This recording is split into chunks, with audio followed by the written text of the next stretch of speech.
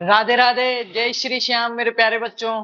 तो जैसा कि थंबनेल में आपने देख लिया होगा कि आज हम इस क्लास में, इस सेशन में क्या करने वाले हैं, तो दिल थाम के बैठिए। जैसा हमारा पहले का फीडबैक है उससे बेटर ही रहेगा। इससे पहले हमने एक वन शॉट क्लास करी है सेकंड सेमेस्टर की, अकॉर्डिंग टू 16 कमेटी, आपका पर्सनालिटी डेवलपमेंट जो नया सब्जेक्ट चला है। तो सबसे पहले तो जिन बच्चों ने वो क्लास नहीं देखी है 2 घंटे की, वो जाके देख के आओ। उसके बाद आज वाली शुरू करते हैं, environmental studies and disaster management. पर्यावरण, एनवायरमेंट का मतलब होता है पर्यावरण। और देखो ये सब्जेक्ट मैं मानता हूं क्यों कहीं ना कहीं बहुत ही ज्यादा अपने लिए इंपॉर्टेंट है। एग्जाम की दृष्टि से तो है ही है, आपके सेमेस्टर में इसको क्लियर करना है, ओजीपीए बढ़ानी है, वो तो है ही है। पर अपने आगे के जीवन के लिए, अपनी पीढ़ियों के लिए, अपने वर्तमान के लिए, अपने भविष्य के लिए भी ये बहुत ही ज्यादा महत्वपूर्ण है। क्योंकि इस टाइम आप क्लास देख रहे हैं और इस टाइम आप न्यूज भी देख रहे होंगे कि नो तपे वगैरह एनवायरमेंट में अपना जो टेम्परेचर जो है, जो जनरली रहता था उससे बहुत ज्यादा रहेगा, है ना। और बाहर नहीं निकलना है। ये जो टेम्परेचर बढ़ रहा है, तापमान बढ़ रहा है, इसके क्या क्या साइड इफेक्ट हैं, ये क्यों बढ़ रहा है, इसके पीछे कौन जिम्मेदार है, बायोटिक फैक्टर्स हैं या एबायोटिक फैक्टर्स है या ह्यूमन है, क्या नेचुरल रिसोर्सेज हैं, वो सारी चीज। और ये बढ़ रहा है तो इसके क्या नुकसान है और इसको कैसे मैनेज कर सकते हैं, इसके क्या मैनेजमेंट है, वो सारी चीजें एनवायरमेंटल स्टडीज से रिलेटेड है। तो कहीं ना कहीं ये बहुत ज्यादा इंपॉर्टेंट है अपने लिए, है ना। तो आज अपन इस क्लास के अंदर शुरू से लेके एंड तक पूरा सेशन करेंगे, बहुत शांति से मैं चीजें समझाऊंगा, समझने की कोशिश करना बेटा। तो क्लास शुरू करते हैं उससे पहले एक प्यारा सा कमेंट कर दो। क्लास को अपने जितने भी व्हाट्सएप ग्रुप्स हैं, इंस्टाग्राम, स्नैप, जो भी आप चलाते हो, जो भी सेकंड सेमेस्टर के बच्चे ऑल इंडिया किसी भी यूनिवर्सिटी, सरकारी, प्राइवेट, गवर्नमेंट एफिलेटेड जो भी है, सबके साथ शेयर करके एक प्यारा सा कमेंट कर दो। ठीक है, चलो शुरू करते हैं अपन। देखो आपके सेकंड सेमेस्टर में बेटा आपके ये सब्जेक्ट चल रहे हैं, जिनमें से मैंने बताया था कि मेजर सब्जेक्ट जो आपका एक पर्सनालिटी डेवलपमेंट नया है, इसको हमने डन कर लिया 100%, उससे बाहर कुछ नहीं जाएगा। उसके बाद में बात करते हैं environmental studies and disaster management, पर्यावरण अध्ययन या पर्यावरण की स्टडी और आपदा प्रबंधन। तो इसको भी आज अपन 100% कंप्लीट करने वाले हैं मेरे बच्चा। 3 क्रेडिट है। इसको, इस क्लास को चाहे 2 बार देख लेना, जितने नंबर आओगे उसके दुगने तिगुने हो जाएंगे। तो ओजीपीए सीजीपीए बढ़ाने के लिए सबसे महत्वपूर्ण यही है। आपकी फर्स्ट ईयर की अगर प्रतिशत बढ़ेगी तो उसमें सबसे अहम रोल रहेगा इसका, क्योंकि पैथोलॉजी भी 3 क्रेडिट है। पर पैथोलॉजी में बेटा आपको पढ़ना पड़ेगी चीजें, ठीक है, पढ़ना पड़ेगी चीजें। एंटोमोलॉजी भी 3 क्रेडिट है, ठीक है, सोइल फर्टिलिटी भी 3 क्रेडिट। पर एनवायरमेंटल स्टडीज तो ऐसा सब्जेक्ट है जिसमें ज्यादा लोड नहीं लेना, और आप बहुत अच्छा करके आ सकते हो, बहुत अच्छा लिख के आ सकते हो अगर आप क्लास में भी ध्यान से सुनते हो शब्दों को। ठीक है बेटा। तो अभी ये 2 सब्जेक्ट अपने फ्री हुआ। रही बात एंटोमोलॉजी की, एंटोमोलॉजी की रेगुलर क्लासेस आपकी हो रही है। अगर आप देखोगे तो अभिषेक सर ले रहे हैं live stock and poultry management का ऑलरेडी 100% कोर्स मैंने करा दिया है। प्लेलिस्ट अपडेट है, वन शॉट में डाल दूंगा मेरे बेटा। उसके बाद में फंडामेंटल्स ऑफ प्लांट पैथोलॉजी का 60% मैंने सिलेबस करवा दिया है, ओनली 5 वीडियो के अंदर। ओनली 5 वीडियो में 60% सिलेबस मैंने करवा दिया, समझने की चीजें सारी, और आगे का भी करवा देंगे। और मैं भी पॉसिबिलिटी वन शॉट क्लास में इसकी डाल दूं, ये लास्ट का कुछ है नहीं। तो आप समझ लो कि इतना सारी चीजें हमने कवर कर ली है। अब कमी है तो सिर्फ आपके पढ़ने के मन की और आपको टाइम देने की। बाकी हमारी तरफ से कोई कमी नहीं रखेंगे, और फर्स्ट ईयर में अच्छे परसेंटेज बन जाएंगे तो मजा आ जाएगा आपको। चलो बेटा शुरू करते हैं आज की class, environmental studies and disaster management. ये आपके जो है टोटल आपका कंप्लीट जो सिलेबस है उसके टॉपिक्स रहने वाले हैं। इंडेक्स बनाए हुए यहाँ पे 17 टॉपिक्स हैं ये। तो मैं एक बार ऑल ओवर जो सारे अपने पास इसमें वर्ड यूज हो रहे हैं उनके बारे में बता देता हूं, ताकि आपको थोड़ा सा आइडिया हो जाएगा कि मेरे को कौन कौन से शब्द पढ़ने हैं। आई थिंक दिख रहा होगा, या फिर मैं इसको जूम करके भी आपको बता सकता हूं। अब समझो यहां से, पहले देखेंगे अपन scope and importance of environmental studies. सबसे पहले तो अपन पर्यावरण के बारे में देखेंगे कि बेटा पर्यावरण होता क्या है। पर्यावरण अध्ययन जिसको अपन बोलते हैं, 6वीं 7वीं 8वीं क्लास से अपन पढ़ते आ रहे हैं। उसके बाद में देखेंगे इसके इंपोर्टेंस क्या है। फिर देखेंगे natural resources, renewable and non renewable resources, land and water, जिनको अपन कह सकते हैं रेन्यूएबल और नॉन रेन्यूएबल, पुनः चक्रण करने वाले, ठीक है, दोबारा जिनको यूज कर सकते हैं, बना सकते हैं वो, और नहीं वो रिसोर्सेज। नेचुरल रिसोर्सेज क्या होते हैं बेटा? प्राकृतिक संसाधन। प्राकृतिक संसाधन क्या है अपने? नेचुरल, जो अपने को प्रकृति से प्राप्त हुए हैं, आर्टिफिशियली रूप से अपन उनको बना नहीं सकते हैं। तो उनमें 2 चीजें हैं, एक तो खत्म होने वाले और एक नहीं खत्म होने वाले, ठीक है। आज उसके बाद में देखेंगे नेचुरल रिसोर्स में लैंड और वाटर के अलावा forest, wild life, energy and food resources, ठीक है। जंगल के बारे में पढ़ेंगे, जंगली जीवन के बारे में पढ़ेंगे, ऊर्जा के बारे में पढ़ेंगे और भोजन के बारे में पढ़ेंगे। तो भोजन के लिए नेचुरल रिसोर्सेज में क्या है, सबको पता है, अपनी ग्रोसरीज हैं, सब्जियां हैं, अपनी जो सीरियल क्रॉप्स है, धान्य फसलें हैं, वो रहने वाली है। बात करूं मैं अगर एनर्जी की, तो एनर्जी में क्या रहेगा, सबसे पूरे इस मंडल में, पूरे इस जगत में अगर ऊर्जा का पहला स्रोत है तो वो कौन सा है बेटा, सूर्य देव है अपने, ठीक है। उनसे ही अपने को ऊर्जा मिलती है, फिर उससे वो कन्वर्ट होती है। पौधा प्रकाशीय ऊर्जा को लेके दूसरी में कन्वर्ट करता है, सोलर ऊर्जा से अपन उसको विद्युत में कन्वर्ट करते हैं, ठीक है। तो सब उस ऊर्जा से ही चीजें चलती है। बात करेंगे उसके बाद में इकोसिस्टम की, पारिस्थितिकी की डेफिनेशन, कॉन्सेप्ट और स्ट्रक्चर एंड फंक्शंस इसके बारे में देखेंगे। प्रोड्यूसर, कंज्यूमर, ठीक है। ये अपन जो इसका एनर्जी फ्लो चार्ट है वो भी अपन सारा देखेंगे। बायोडाइवर्सिटी, जैव विविधता अपन देखेंगे। बहुत अच्छे से मैं इस टॉपिक को पढ़ाने वाला हूँ, हिंदी और इंग्लिश दोनों में, कुछ भी बाहर नहीं जाएगा। एनवायरमेंटल पॉल्यूशंस अपन देखेंगे। देखो एनवायरमेंटल पॉल्यूशंस क्या होता है बेटा, मैं पहले सिर्फ शब्द आपको बता रहा हूँ कि आज की क्लास में मैं क्या क्या कवर करने वाला हूँ। एनवायरमेंट, और ये आपके सिलेबस भी यही है। एनवायरमेंटल पॉल्यूशन का मतलब होता है पर्यावरणीय प्रदूषण। पर्यावरण में कोई भी चीज ऐसी कंटामिनेट हो रही है, उसको पोल्यूशन कर रही है, अपने को हानि पहुंचा रही है, उसी को अपन क्या कहेंगे, प्रदूषण कहेंगे बेटा। तो वो किस किस प्रकार का हो सकता है, जल प्रदूषण हो सकता है, वाटर पोल्यूशन हो सकता है, लैंड पोल्यूशन हो सकता है, ठीक है।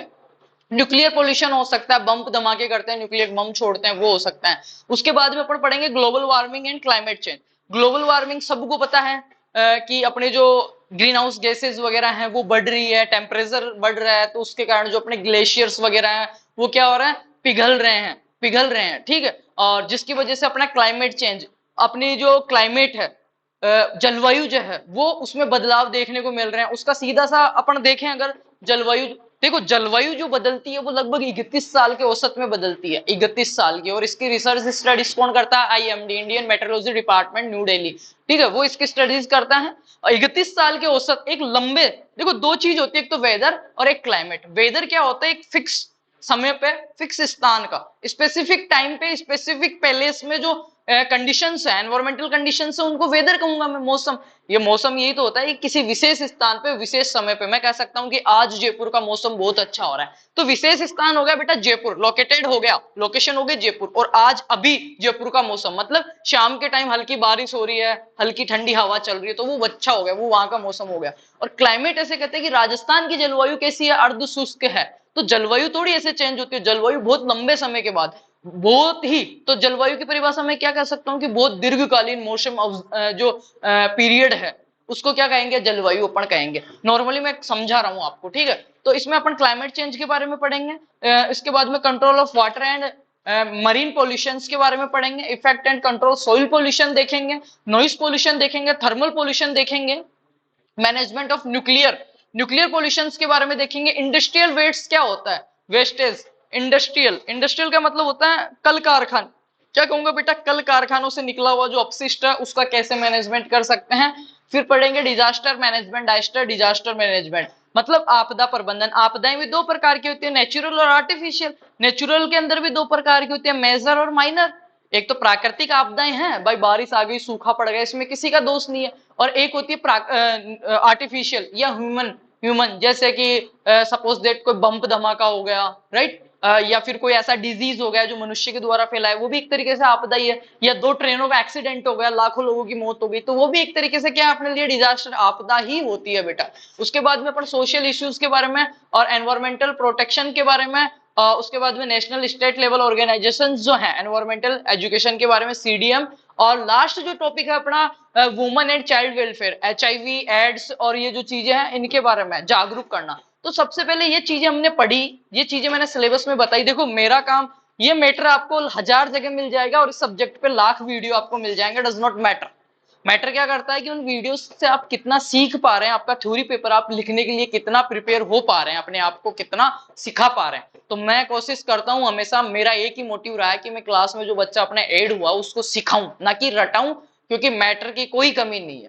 कंटेंट लिखा हुआ इतनी पीडीएफ है आपको वेबसाइट पे मिल जाएगी, साइट पे, गूगल पे, क्रोम पे मिल जाएगी बेटा, कोई उनका रिकॉर्ड नहीं है, इतनी मिल जाएगी। उससे क्या फायदा, बैग में पड़ी है, नोट्स निकालिए, फोन में पड़ी है, पेनड्राइव में पड़ी है, लैपटॉप में पड़ी है, पीसी में पड़ी है, नो, दिमाग में कितना बैठ रहा है, उस सब्जेक्ट को लेके आपकी क्या थीम है, क्या आपने सीखा है, कितना आप लिख सकते हो, उसमें से कैसे क्वेश्चंस पूछे जाएंगे, और उस सब्जेक्ट को आप अपने डेली रूटीन लाइफ में, अपने समाज में, सोशल लाइफ में अपनी लाइफ के अंदर कैसे अप्लाई करते हो, कहाँ कहाँ पे उसका आप वो देखते हो कि हाँ यहाँ पे सब्जेक्ट्स का इंपॉर्टेंस है और मैं चीजों को ठीक कर सकता हूँ। तो आज का जो सब्जेक्ट है एनवायरमेंट का वो बहुत ही अच्छा अपना होने वाला है।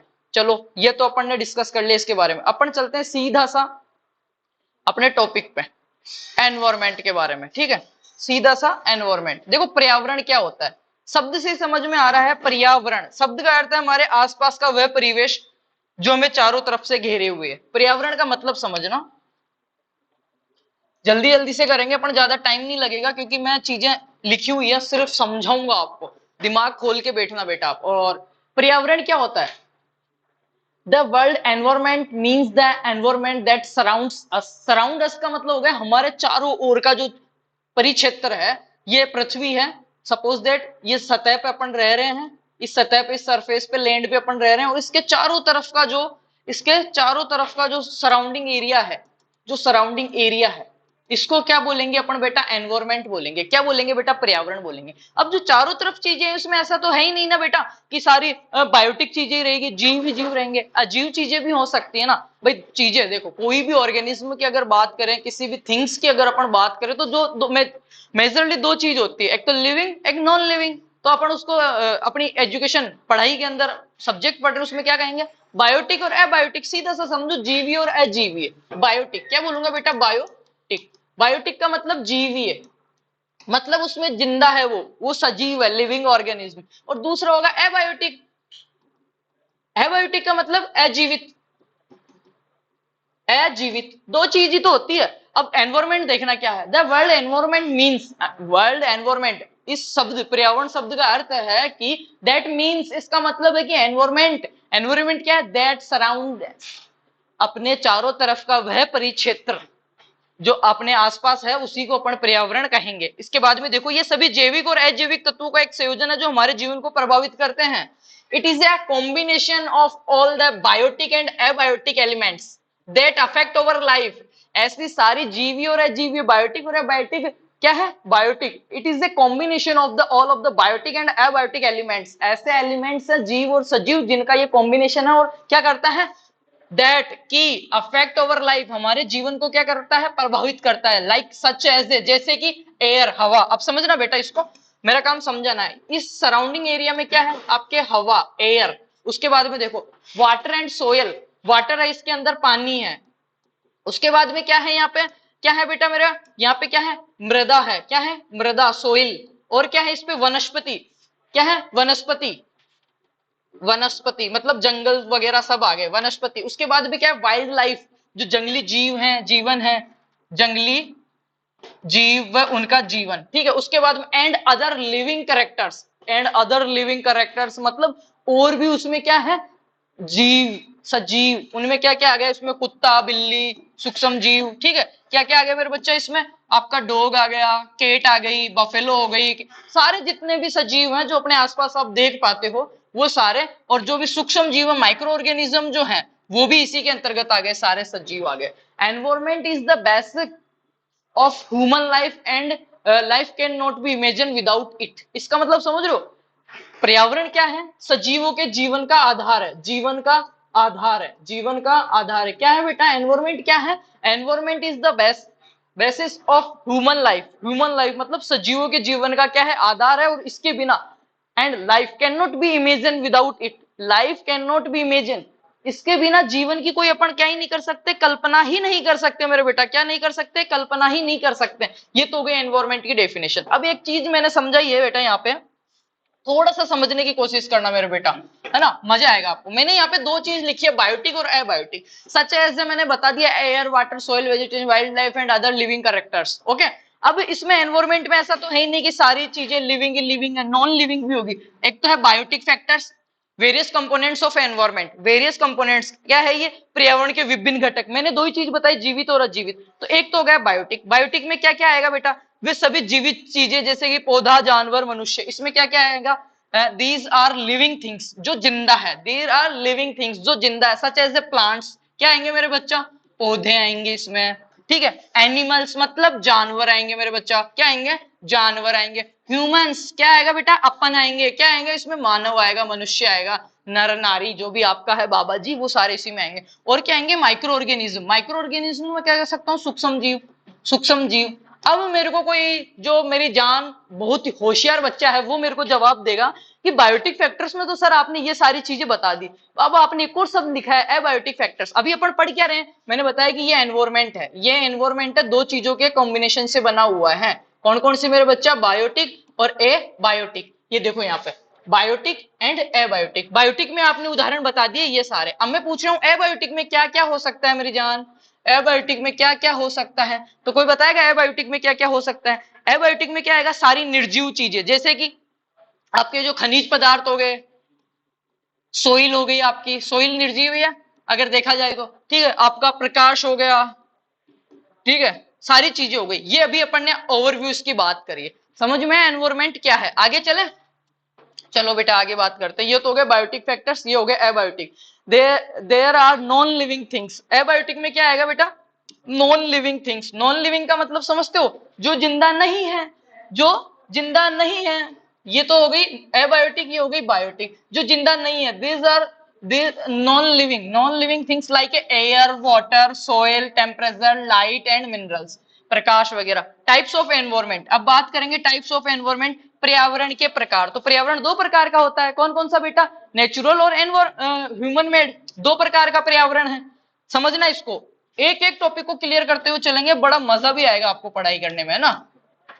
अब मैंने पहले तो बताया था क्या, पहला अपन ने पॉइंट देखा कि एनवायरमेंट के दो एलिमेंट्स है, कौन कौन से? बायोटिक और एबायोटिक, जीवीय और अजीवीय। तो दोनों के मैंने एग्जांपल्स बता दिए। उसके बाद में बताया टाइप्स ऑफ एनवायरमेंट। तो two types mainly are environment, two types. कौन कौन सा बेटा? नेचुरल एनवायरमेंट, पहला हो गया नेचुरल एनवायरमेंट और दूसरा हो गया ह्यूमन मेड। नेचुरल को अपन क्या कहते हैं? प्राकृतिक पर्यावरण। प्राकृतिक पर्यावरण, this is the environment which is form naturally. जिसका निर्माण क्या होता है? प्रकृति करती है। जिसका निर्माण, यह पर्यावरण वह पर्यावरण है जो प्रकृति से बना हुआ है। जैसे कि विच इंक्लूड, इसमें क्या किए हैं? इंक्लूड का मतलब होता है मेरा बेटा, इंक्लूड मतलब शामिल किए हैं क्या क्या? रिवर्स, रिवर्स बोले तो नदी मेरे बच्चा। उसके बाद माउंटेन्स, पहाड़, माउंटेन ड्यू नहीं बेटा, पहाड़, फॉरेस्ट, जंगल, ठीक है, समुंदर इत्यादि। जैसे अब समझना इसको, अब जब दूसरा अपन पढ़ेंगे तो आपको सही से समझ में आ पाएगा। ये तो हो गया बिल्कुल नेचुरल। जैसे मैं घूमने गया कहीं पे भी ऐसी वादियों में, जम्मू चला गया, कश्मीर चला गया, या फिर मैं चला गया आपके सपोज दैट उत्तराखंड में चला गया, तो वहां पे कैसा, ये मैं खड़ा हूं, ये कौन है? आपके वीर विकास भैया। कौन है? मैं हो गया ये, ठीक है। और मैंने एनवायरमेंट की डेफिनेशन क्या बताई? जो अपने सराउंडस में जो चीजें हैं, मेरे चारों तरफ जो आवरण एक घेरे हुए हैं, उसमें सब गैसें भी हैं। उसमें क्या क्या है चीजें? दो चीजें आएगी मेरे बेटा। उसमें क्या क्या आएगी मेरे बच्चा? उसमें दो चीजें आती है, एक तो बायोटिक, एक एबायोटिक। एक तो एबायोटिक होगी और एक दूसरी होगी बायोटिक। बायोटिक, इन दोनों चीजों को मिलकर तो एनवायरमेंट बना था। अब मैं टाइप्स बता रहा हूं बेटा। अब मैं बता रहा हूं इसमें, ये जो है, मैं यहाँ पे खड़ा हूं और मेरे इधर नदी बह रही है बेटा, ये नदी बह रही है, ये पूरा जंगल है। ये क्या है? पूरा जंगल है। और मैं क्या गया हूं जंगल में? मंगल करने गया हूं बेटा, है ना। ये सारा जंगल है और इधर नदी बह रही है, इधर से सूर्य आ रहा है, ठीक है। यहाँ पे एक बहुत बड़ी झरना है, झील है, ठीक है। यहाँ पे हाथी है, घोड़ा है, पालकी है, ठीक है, सूक्ष्म जीव है, कुत्ता बिल्ली सब है। पर यहाँ पे क्या है? कोई भी बिल्डिंग नहीं बनी हुई। इसको मैं क्या कहूंगा? This is a natural environment. क्या कहूंगा मेरे बच्चा? This is a natural environment. Like चारों तरफ क्या है? This is environment which is form naturally. अपने आप प्रकृति ने बना दिया, उसको कोई बनाया थोड़ी। वहां पे किसी ने नदी थोड़ी खोदी थी, किसी ने पौधा थोड़ी लगाया था, किसी ने हाथी थोड़ी छोड़ गया था। ऑटोमेटिकली नेचुरली वो सारी चीजें फॉर्म्ड हुई, इसलिए उसको क्या कहते हैं? नेचुरली एनवायरमेंट कहते हैं बेटा। अब दूसरा देखो, ह्यूमन मेड, आदमी के द्वारा बनाया गया। ये लो भाई विकास सर यहाँ पे आ गए, ये आपका भाई यहाँ पे आ गया, और ये मैं खड़ा हूं अभी जयपुर सिटी में, विद्याधर नगर में, वीडीएन में, या वैशाली नगर में। अब यहाँ पे देखो मेरे चारों ओर, और एनवायरमेंट किसको कहूंगा? सराउंडिंग है, मेरे चारों ओर का क्षेत्र। ये मेरे चारों ओर का क्षेत्र हो गया, सपोज दैट। समझना चीज को। अब मैं वैशाली में खड़ा हूं तो यहाँ पे मेरे को क्या देखने को मिल रहा है? ये मैं बीच में चौराहे पे खड़ा हूं, ये चार रोडें निकल रही है, यहाँ पे लाल बत्ती है, पुलिस वाला है, ठीक है, दमादमी से साधन आ रहे हैं, इधर से जा रहे हैं, इधर से आ रहे हैं, ठीक है। यहाँ पे बड़ी बड़ी बिल्डिंगें बनी हुई हैं, कोचिंग क्लासेस चल रही है, कल कारखाने बने हुए हैं, यहाँ पे फैक्ट्रीज बनी हुई है, यहाँ पे कैफे रेस्टोरेंट है, यहाँ पे होटल्स वगैरह हैं, यहाँ पे स्कूल है, बिल्डिंग है, ये सारा। अब ये क्या हो गया? ह्यूमन मेड हो गया। क्या हो गया? ह्यूमन मेड एनवायरमेंट हो गया। It is the environment that has been created by human activities. Human activities, मानव क्रियाकलापों से जो तैयार होता है उस एनवायरमेंट को क्या कहते हैं मेरे बच्चा? ह्यूमन मेड एनवायरमेंट कहते हैं। क्या कहते हैं? Human made. वह पर्यावरण जो मानव गतिविधियों के कारण बना है, जैसे कि सच एज द बिल्डिंग्स, ये सारी बिल्डिंग्स किसने? हमने बनाई है, नेचुरली थोड़ी बनी है। रोड्स, ब्रिज एंड सिटीज, कोई भी सिटी है, अब सिटी में आप जाओगे मेन बाजार में, वहां पे पेड़ पौधे आपको बहुत कम देखने को मिलेंगे, वहां पे पेड़ पौधे बहुत कम देखने को मिलेंगे, वहां पे सारी चीजें ऐसी मिलेगी, ऑटो रिक्शा, गाड़ी, बिल्डिंग, पुल, लिफ्ट, मॉल्स वगैरह। वो हो गया ह्यूमन मेड एनवायरमेंट। क्या हो गया? Human made environment. वो जो चारों ओर का एरिया है वो एक आदमी ने क्रिएट किया है, ह्यूमन एक्टिविटीज से क्रिएट हुआ है। जब भी अपन एक ऐसी जगह जाते हैं तो वो किससे होता है? नेचुरल एनवायरमेंट मेरे बेटा होता है। ये हिंदी में है इसी का कि एनवायरमेंट शब्द का अर्थ हमारे आसपास का परिवेश जो हमारे चारों ओर से घेरे हुए जैविक और अजैविक तत्वों का संयोजन है जो हमारे जीवन को प्रभावित करते हैं, जैसे हवा, मिट्टी, पानी, वनस्पति और वन्य जीव। पर्यावरण मानव जीवन का आधार है, इसके बिना जीवन की कल्पना नहीं कर सकते। पर्यावरण के दो घटक है, बायोटिक और अबायोटिक, जैविक और अजैविक। जैविक में आता है पौधे, जानवर, मनुष्य, सूक्ष्म जीव। निर्जीव में आता है हवा, पानी, मिट्टी। पर्यावरण के प्रकार दो होते हैं, नेचुरल और मानव निर्मित, ह्यूमन मेड। नेचुरल में पहाड़, वन, महासागर हैं और इसमें सड़कें, पुल है। अब देखो एनवायरमेंटल कंपोनेंट्स।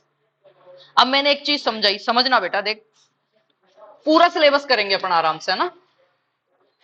अब मैंने एक चीज समझाई, सराउंडिंग, अपने चारों ओर का क्षेत्र। अब मैं बता रहा हूं एनवायरमेंटल कंपोनेंट्स। कंपोनेंट्स का मतलब होता है बेटा घटक, पर्यावरण के घटक। क्या बताऊंगा मैं? पर्यावरण के घटक। ठीक है, तो पर्यावरण के घटकों की अगर अपन बात करें, वेट ए मिनट, हाँ, पर्यावरण के घटक, तो देखो एटमॉस्फेयर पहला क्या है? ये चारों तरफ का जो सराउंडिंग एरिया है उसके भी भाग है, कंपोनेंट्स उसके। एटमॉस्फेयर, एटमॉस्फेयर क्या होता है? The layer of gases the surround the earth. ऐसी, ये पृथ्वी है, ये क्या है मेरे बेटा? ये पृथ्वी है। इसके चारों ओर जो गैसों का आवरण है, जो गैसों का आवरण है उसको क्या बोलूंगा मैं? एटमॉस्फेयर। क्या बोलूंगा बेटा? एटमॉस्फेयर। हिंदी में क्या बोलूंगा इसको? वायुमंडल। क्या बोलूंगा मेरे बच्चा? वायुमंडल। क्या बोलूंगा? वायुमंडल। ये क्या है? वायुमंडल। वायुमंडल मतलब atmosphere, the layer of gases, गैसों की एक ऐसी परत दैट सराउंड द अर्थ, अर्थ के चारों तरफ फैले हुए। सेकंड नंबर पे आ जाओ मेरे बेटा, सेकंड पे आएगा मेरे बेटा, सेकंड पे हाइड्रोस्फीयर। हाइड्रो मतलब जल, the earth's water system including oceans, lakes and rivers. इसको समझना बेटा। दूसरे पे क्या आएगा? जल मंडल। हाइड्रोस्फीयर का मतलब मैं कहूंगा जल मंडल। क्या कहूंगा? जल मंडल।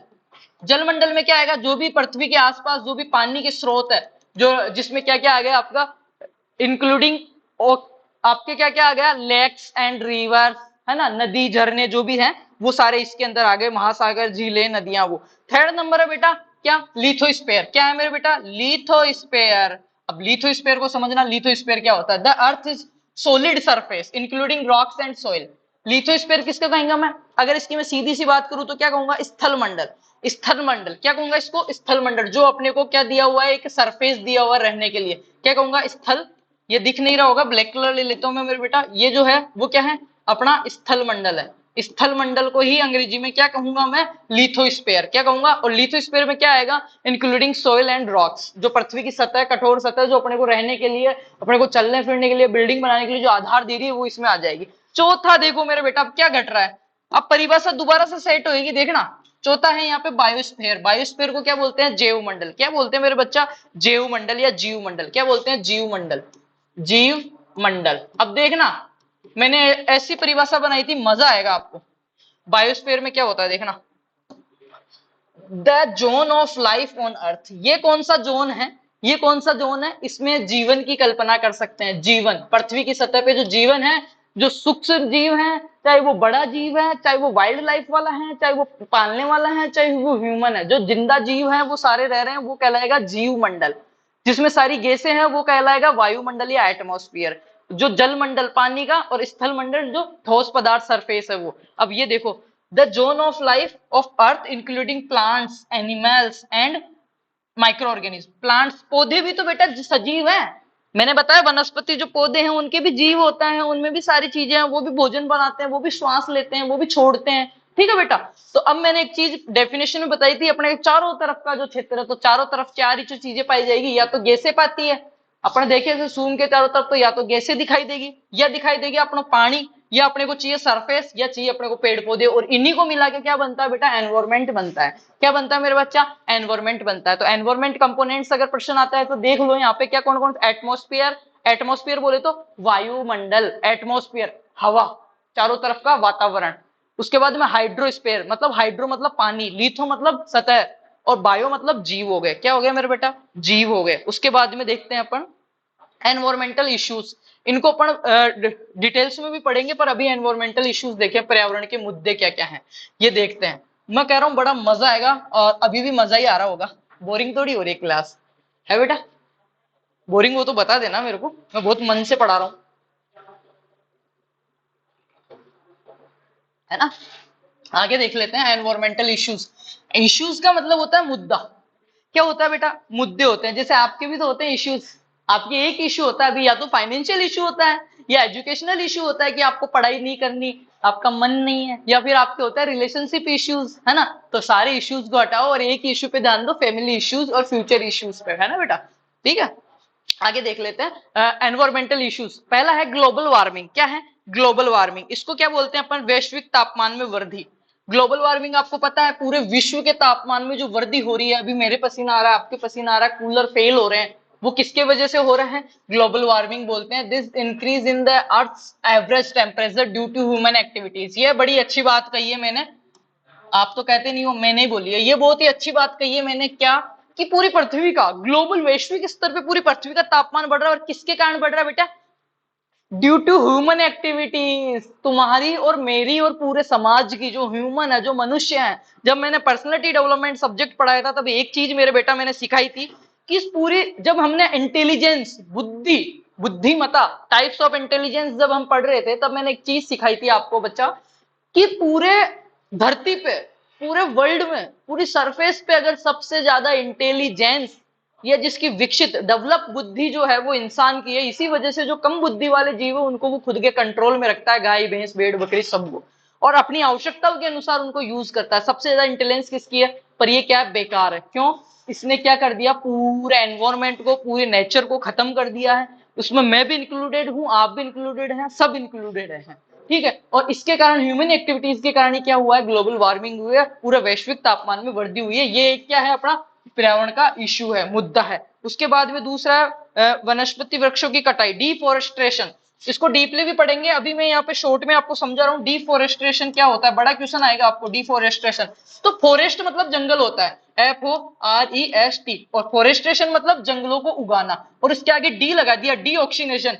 मतलब डी का मतलब हटना या टूटना, टूटना तो मतलब जंगलों को लगा रहे थे, उसके आगे टूटना लगा दिया तो जंगलों का तोड़ना। डिफोरेस्टेशन क्या होता है? The clearance of the forest, जंगलों को साफ करना। Often the agriculture and urban development, किसके लिए? एग्रीकल्चर के लिए। जूमिंग खेती सुना है? जूमिंग खेती, घूम घूम के खेती करते हैं, जंगलों को जला देते हैं, पटवास लगा के उन पे खेती कर लेते हैं, तो उसकी वजह से भी हो सकता है डिफोरेस्टेशन। और दूसरा हो सकता है अर्बन डेवलपमेंट। इसका सीधा सा अर्बन डेवलपमेंट को कहते हैं शहरी क्षेत्रों का विकास करना, सिटीज बनाना, रहने वाली चीजें। तो आपने देखा होगा जयपुर का भी एक जंगल है, उसके इशू चल रहा है। हैदराबाद में इतना बड़ा जंगल काटा था, किस लिए काटा सरकार ने? क्योंकि वो किसी उद्योगपति को देना था, वहां पे बड़े बड़ी बिल्डिंगें, अपार्टमेंट बनाने थे, इसलिए उसको काटा जा रहा था। तो ये डिफोरेस्टेशन भी एक तरीके से क्या है? एनवायरमेंट का इश्यू है। जब मैं आपको भी पॉल्यूशन पढ़ाऊंगा, बायोडाइवर्सिटी पढ़ाऊंगा, जब इस टॉपिक को अपने इतना डीपली पढ़ेंगे ना, आनंद आ जाएगा मतलब। उसके बाद में है कंजर्वेशन। ठीक है, संरक्षण, प्राकृतिक संसाधनों का संरक्षण अपने को करना चाहिए। The protection of the preservation of the natural resources including living organism and ecosystem. जितने भी अपने पास सजीव, इसमें पेड़ पौधे, सूक्ष्म जीव, सारी चीजें आ गई पालतू। इसके बाद में रिसाइकलिंग। क्या है? पुनर्चक्रण। अपशिष्ट पदार्थों का पुनर्चक्रण अपने को करना चाहिए। रिसाइकलिंग का मतलब होता है पुनर्चक्रण, the process of converting waste materials into the new products. जो भी वेस्ट मटेरियल उसको नए प्रोडक्ट्स में बदलना चाहिए। ये पॉइंट मैंने इसलिए यहाँ पे डाले हैं क्योंकि ये एक एनवायरमेंटल इश्यूज भी हैं अपने लिए महत्वपूर्ण, और यहाँ से बड़ा क्वेश्चन आपके आएगा जब इनको अपन आगे डिस्कस कर लेंगे मेरे बच्चा। आगे चलो। हाँ, पर्यावरण के घटक ये फिर दोबारा आ गए, देखो एटमॉस्फेयर मतलब पृथ्वी को घेरने वाली गैसें। उसके बाद में आया हाइड्रोस्फीयर। हाइड्रोस्फीयर मतलब जल की प्रणालियां, जैसे महासागर। स्थल मंडल लिथोस्फीयर, ठोस सतह। जीव मंडल बायोस्फीयर।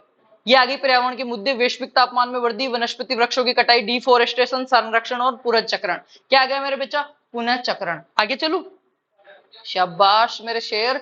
पर्यावरण से तात्पर्य भाई परिस्थितियां को प्रभावित करती है, प्राकृतिक घटक। अब पर्यावरण के अंदर दो चीजें हैं, देखो मैंने एक बताई थी बायोटिक और एबायोटिक, उसी चीज को मैं फिर से समझाने की कोशिश करूंगा, बायोटिक और एबायोटिक को समझना, क्योंकि मेरा मकसद ही ये क्लास लेने का आपको समझाना है। अपने एनवायरमेंट के प्रति एग्रीकल्चर वाले हैं अपन तो पेड़ पौधों से वैसे ही प्रेम है, अगर अपन इसको नहीं समझेंगे तो कौन समझेगा मेरे बेटा।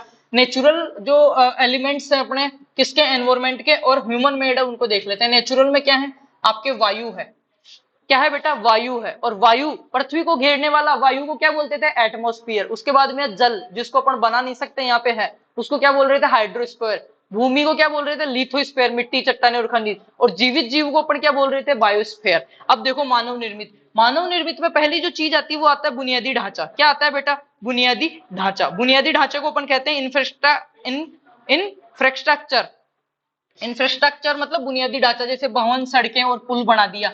मैंने जो बताया था एबायोटिक चीजें या मानव मेड, ह्यूमन मेड एनवायरमेंट में प्रदूषण इसने कर दिया, मैंने बताया था बाई ह्यूमन एक्टिविटीज। पोल्यूशन इसने कर दिया, वायु को, जल को, मिट्टी को, सब जगह इसने गतिविधियों के कारण कर दिया। जलवायु परिवर्तन, क्लाइमेट चेंज को मैंने आपको बता ही दिया है। आगे चले बेटा, आगे चलते हैं। नेचुरल कंपोनेंट्स हो गया। पर्यावरण के खंड। अब पर्यावरण के खंड देखो फिर से वही, वायुमंडल, जलमंडल, स्थल मंडल और जीवमंडल। ये क्या है चारों, ये चारों मिलकर ही तो पर्यावरण को अपना बनाते हैं। ठीक है, आगे चलते हैं। पर्यावरण संबंधी शब्द ये जो अपने आगे आएंगे, देख लो। इकोलॉजी क्या होता है, यहाँ पे सिर्फ मैंने ओवरव्यू डेफिनेशंस दी है। जैसे जैसे डीपली अपन घुस रहे हैं वैसे वैसे आपको मजा आएगा। देख लो, पारिस्थितिकी या इकोलॉजी किसे कहते हैं, जीवित जीवों और उनके पर्यावरण के बीच के संबंधों के अध्ययन को पारिस्थितिकी कहते हैं। मैं हूं और पेड़ पौधे हैं और सूक्ष्म जीव है, तीनों किस में आएंगे, लिविंग में आएंगे, जीवित में आएंगे। इनका और चीजों से क्या क्या संबंध, हवा से, पानी से, बिजली से, भूमि से क्या संबंध, उसी चीज की स्टडी करते हैं, उसको पारिस्थितिकी या इकोलॉजी कहते हैं। बायोडाइवर्सिटी किसे कहते हैं, जैव विविधता। एक पारिस्थितिक तंत्र में रहने वाली विभिन्न प्रजातियों में अलग अलग जो विभिन्नताएं पाई जाती है उसको विभिन्नता कहते हैं या बायोडाइवर्सिटी कहते हैं। अब इतने लोग रहते हैं, खरगोश की भी 50 प्रजाति मिल जाएगी, कुत्ते में भी आपको 30 मिल जाएगी। ठीक है, ये जर्मन शेपर्ड है, ये दूसरा है, ठीक है, ये कौन सा है, ये वो है, ये वो है।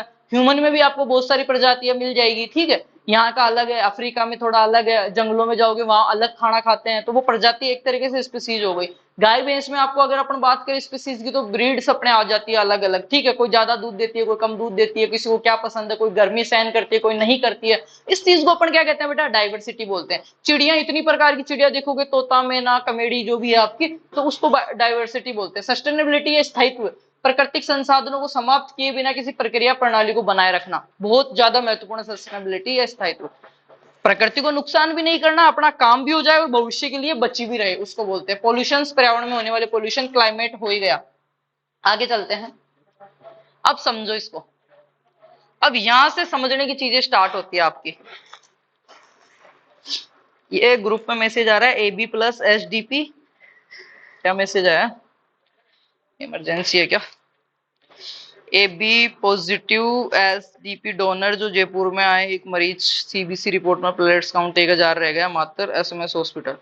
अपना तो O पॉजिटिव है, O पॉजिटिव होता तो अपन कुछ करते। ठीक है, चलो आगे चलते हैं बेटा। हाँ, पर्यावरण मैंने बताया, एनवायरमेंट 6 8 ठीक है, कोई बात नहीं।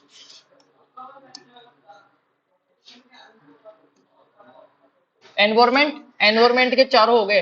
लिथो मतलब स्थल मंडल, हाइड्रो मतलब जल, और एटमॉस्फेयर मतलब वायु, और बायोस्फीयर मतलब जैवमंडल। सबसे पहले अपन जो महत्वपूर्ण है अपने लिए सांस लेते हैं वो है एटमॉस्फेयर। एटमॉस्फेयर को भी अलग अलग, एटमॉस्फेयर किसे कहते हैं, अपने चारों तरफ पाई जाने वाली गैसों की परतों को एटमॉस्फेयर कहते हैं। अब एटमॉस्फेयर के भी अलग अलग भाग है, क्षोभ मंडल, समताप मंडल, और मध्य मंडल, और ताप मंडल। ताप मंडल को भी दो भागों में बांटा, आयन मंडल और बहिर्मंडल। ये क्या है, पर्यावरण की संरचना। पर्यावरण के अंदर जो इसका एक कंपोनेंट है, कौन सा, एटमॉस्फेयर। ये एटमॉस्फेयर की क्या है, लेयर्स हैं। एटमॉस्फेयर की क्या है, ये परतें हैं। वायुमंडल की क्या है ये बेटा, परतें हैं। एटमॉस्फेयर को हिंदी में क्या बोलते हैं, वायुमंडल। और ये क्या है, वायुमंडल की परतें हैं। अब इनको समझो और मजा लो जिंदगी के, इनको समझो और जिंदगी के मजे लो। पहली जो परत है उसको बोलते हैं ट्रोफोस्फेयर।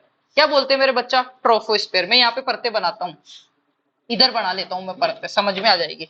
ये यहां से, ये हो गई मेरी क्या, धरती हो गई। ये क्या है, ये धरती है, और इस पे ये पेड़ पौधे लगा दिए मैंने, ग्रीन ग्रीन। ये क्या लगा दिए बच्चा, ग्रीन ग्रीन पेड़ पौधे लगा दिए। तो मैं एक तरीके से कह सकता हूं, क्या क्या कह सकता हूं, आई लव यू कह सकता हूं आपको। एक तरीके से मैं कह सकता हूं ये क्या हो गया, जैव मंडल।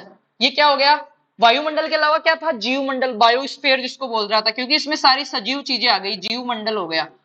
और ये नीचे ठोस आ गया, इसका मतलब मैं इसको क्या कह सकता हूं बेटा, ठोस वाला मैंने बताया था लिथोस्फीयर, मतलब स्थल मंडल, स्थल मंडल हो गया। और इस धरती पे ही तो वो पाई जाएंगे। यहाँ पे इन पानी, इन पेड़ों के बीच में एक झरना है, तो इसको मैंने बोला हाइड्रोस्फीयर, मतलब जलमंडल। हाइड्रोस्फीयर मतलब जलमंडल। जलमंडल दिख रहा है ना सबको, जलमंडल, हाँ दिख रहा है। अब समझना, अब पृथ्वी की परतें बना रहा हूं मैं। क्या चीजें बच रही है, जीवमंडल, मतलब जीवमंडल हो गया, स्थल मंडल हो गया, जलमंडल हो गया, मतलब बच क्या रहा है, वायुमंडल। अब वायुमंडल को समझना। वायुमंडल मैंने क्या कहा था, पृथ्वी के ऊपर की परतें जो गैस की पाई जाती है, ये पहली परत हो गई। पहली परत को क्या बोलते हैं, क्षोभ मंडल या समता, है ना। इसके बाद में दूसरी आएगी, ये दूसरी परत हो गई। अब इसको समझना, ये तीसरी परत हो गई और ये चौथी परत हो गई। ये चार परतें मैंने बना दी बेटा।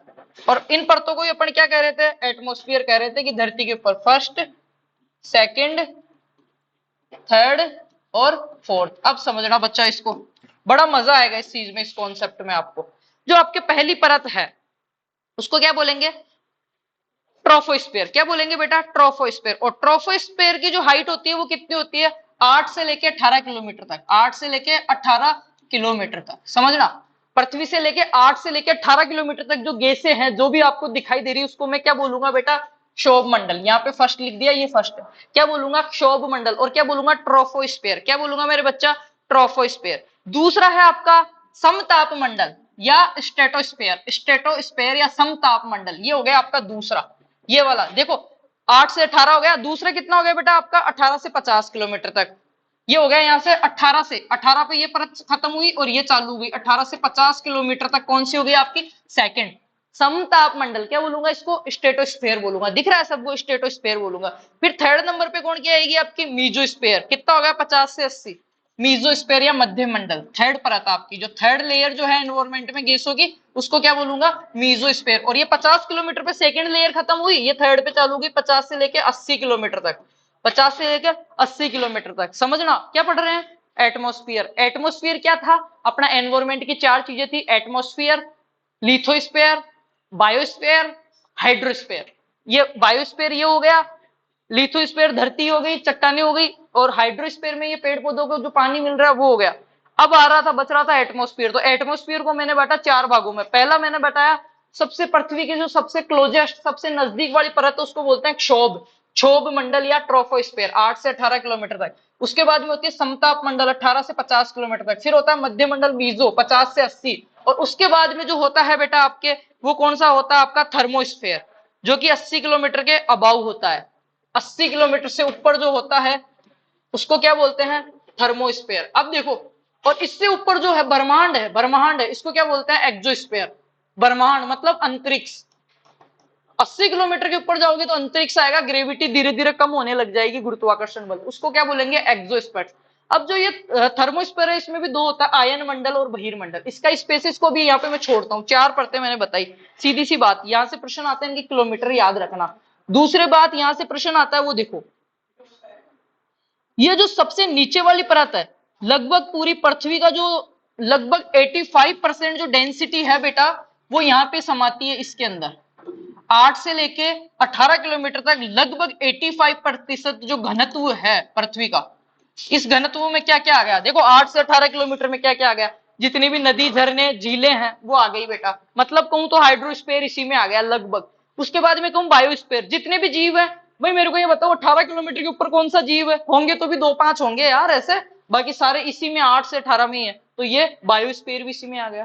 पेड़ पौधे भी इसी, ऐसा पौधा बताओ जो 18 किलोमीटर लंबा है, नहीं है, तो वो सारे इसी में आ गए। उसके बाद भी देखो स्थल मंडल, चट्टाने जरूर कुछ कुछ पर्वत ऐसे जो बहुत ज्यादा बड़े, बाकी वो भी 85% चीजें इसी में आ जाती है। कौन से में, क्षोभ मंडल में। मैं यहाँ पे लिख देता हूँ, क्षोभ मंडल क्या है, पृथ्वी के सबसे नजदीक की, पृथ्वी के सबसे समीप, क्लोजेस्ट, समीप या नजदीक की जो क्या है, लेयर है, परत है।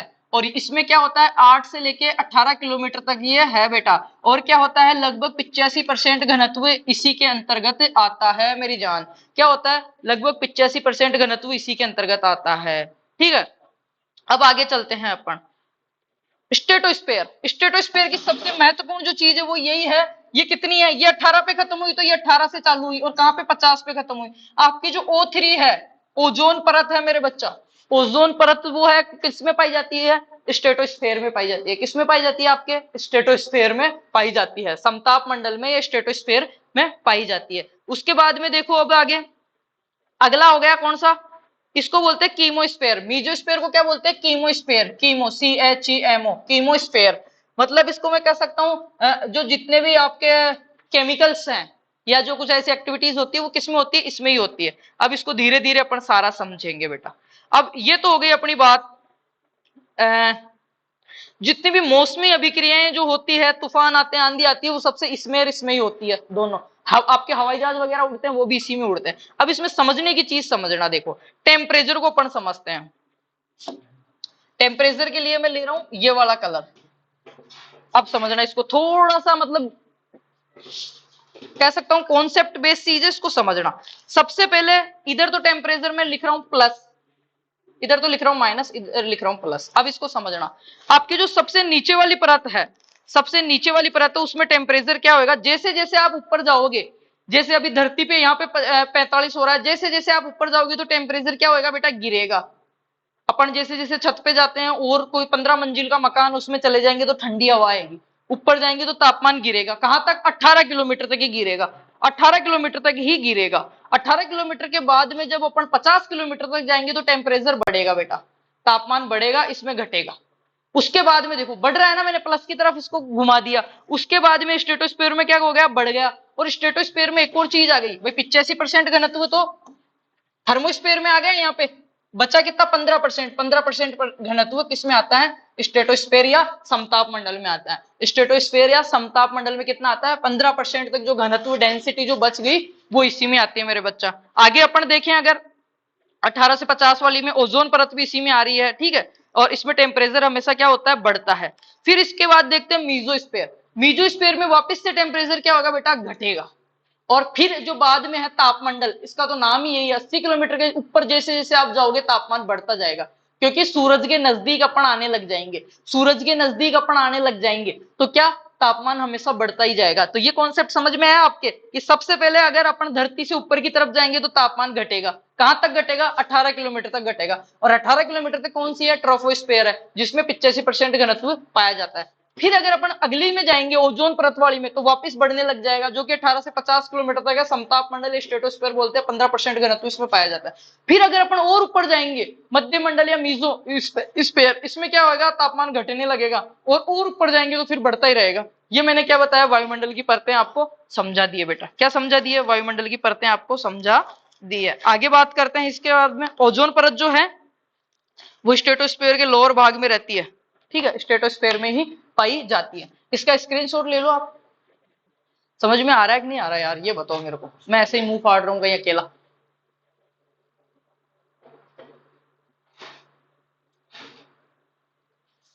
आगे चले, इस पे अच्छा रेस्पॉन्स होगा ना तो मैं आगे आपको सोइल न्यूट्रिएंट्स वाली क्लास भी करवाऊंगा वन शॉट। ये चीजें मैंने ऑलरेडी पढ़ा दी, क्या क्या लिखा। अब देखते हैं मेजर एनवायरमेंटल इश्यूज क्या क्या है आपके। हिंदी में समझाऊंगा मैं, हेडिंग्स यहाँ पे लगी हुई है। इसका मतलब है मेजर एनवायरमेंटल इश्यूज, ये आपका टॉपिक फर्स्ट का ही है। हेडिंग, मुख्य पर्यावरणीय मुद्दे, जो मैंने ऑलरेडी आपको बता दिए हैं। ऑलरेडी मैंने आपको बता दिए कौन कौन से थे, फिर भी मैं एक बार और डिस्कस करूंगा इनके बारे में।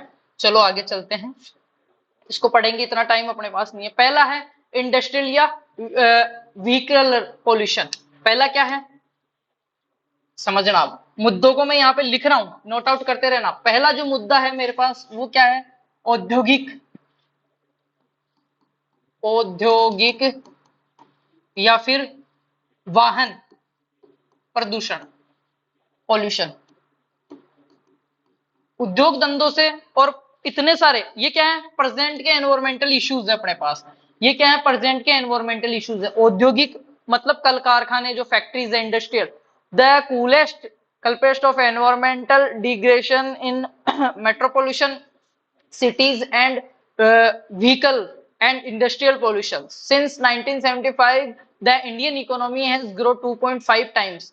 The industrial pollution load has grown 3.47 times. इसको समझना, 1975 के बाद में जो इंडिया की इकोनॉमी है, अर्थव्यवस्था है, वो 2.5 गुना बढ़ चुकी है, 2.5 टाइम्स। पर ये तो 2.5 गुना बढ़ी है, पर 1975 के बाद में जो पोल्यूशन है ना, वो कितना बढ़ा है, लगभग 4 गुना बढ़ गया है, 3.47 गुना वो बढ़ चुका है।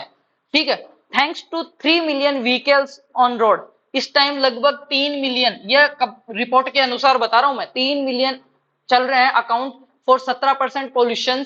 क्या कर रहे हैं ये, इतने कल कारखाने और इतने सारे साधन चलते हैं, धुआं छोड़ते हैं, पेट्रोल जलता है, वो क्या करते हैं, पोल्यूशन कर रहे हैं। ये महत्वपूर्ण मुद्दा है।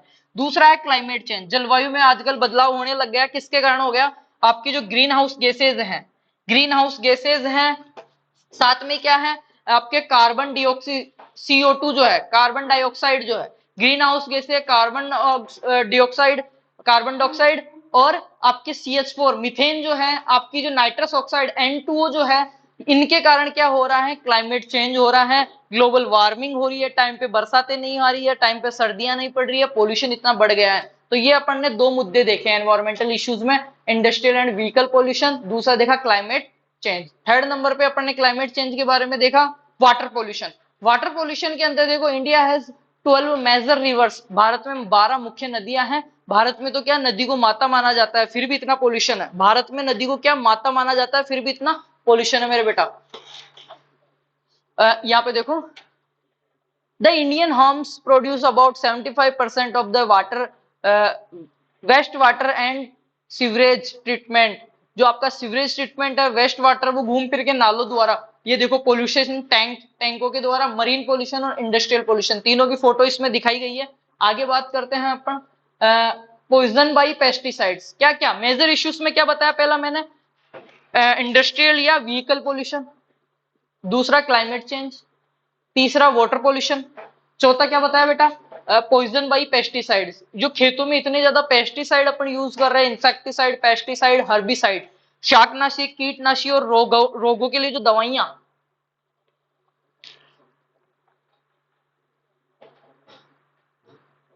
रोगों के लिए जो दवाइयां यूज कर रहे हैं, उनका कुछ ना कुछ रिड्यूस जो है, वो पॉइजन बन रहा है अपने लिए, जहर बन रहा है। ये भी क्या एक मुद्दा है अपने लिए।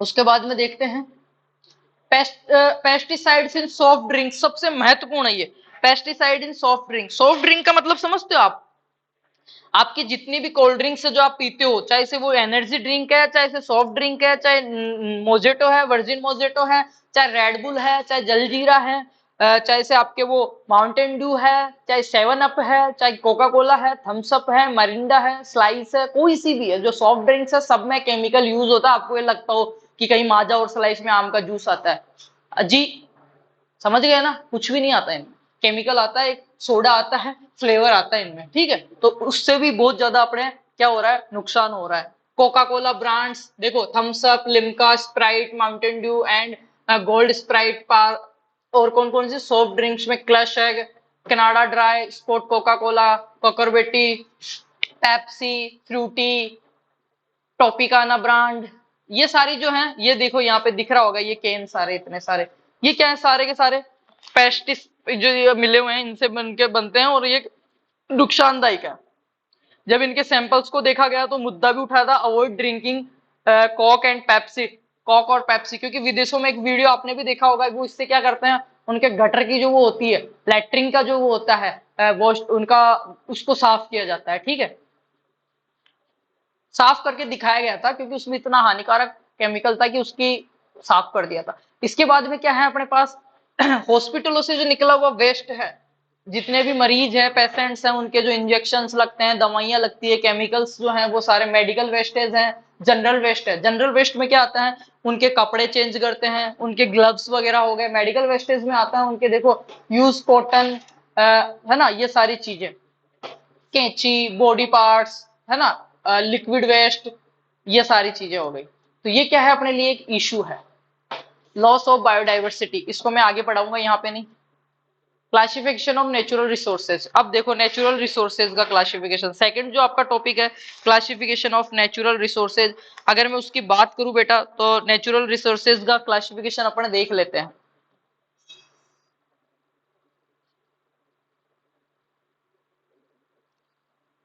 रिन्यूएबल, नॉन रिन्यूएबल, है ना, बायोटिक, एबायोटिक। आपके जो नेचुरल रिसोर्सेज है वो दो पर तीन चार क्लासिफिकेशन है। पहला है लिविंग के आधार पे, जीवित और अजीवित, तो उनके ऊपर बात हो गई। एक है रिन्यूएबल, नॉन रिन्यूएबल, मतलब चक्रण और पुनर्चक्रण, खत्म होने वाले और नहीं। एक है अनलिमिटेड और अनरेडिंग, एक है लिमिटेड। लिमिटेड और अनलिमिटेड, लिमिटेड में कौन से, अनलिमिटेड में कौन से, वो सारी अपन बात करेंगे बेस्ड ऑन यूटिलिटी के, रिन्यूएबल, नॉन रिन्यूएबल और cyclic resources, based on origin, biotic और एबायोटिक। यूटिलिटी के आधार पर some as raw material, some as energy resources. Utility मतलब उपयोगिता के आधार पे दो प्रकार के हैं, या तो उनको कच्चे आधार पे काम में ले सकते हैं, या उनको पका के या खा के या एनर्जी देके या एनर्जी के रूप में यूज कर सकते हैं, ठीक है। अब इसमें क्या क्या है वो चीजें देखो। Renewable resources which are the reproducible and are obtain from the biomass of living organism like forest. आगे चलते हैं, ये देखते हैं अपन बायोडाइवर्सिटी का कैसे हो रहा है, डिफोरेस्टेशन हो रहा है तो किस प्रकार से। ये नेचुरल रिसोर्सेज वाला भी मैं समझा देता हूं एक बार, पहले ये समझ लेते हैं। ये क्या थे, जंगल थे, 30 मिलियन एकड़ में जंगल थे, और इन जंगलों को काट रही है सरकार। वो कुछ भी अपने को, अपना भी काट रही है, जंगलों को भी काट रही है, डिफोरेस्टेशन हो रहा है। डिफोरेस्टेशन होगा तो क्या होगा बेटा, यहाँ पे देखो, लॉस ऑफ नेचुरल रिसोर्सेज। जो नेचुरल रिसोर्सेज जो थे अपने, नेचुरल रिसोर्स में देखना, जंगल से अपने को क्या मिलती थी, औषधियां मिल रही है, मेडिसिन मिल रही है, ठीक है।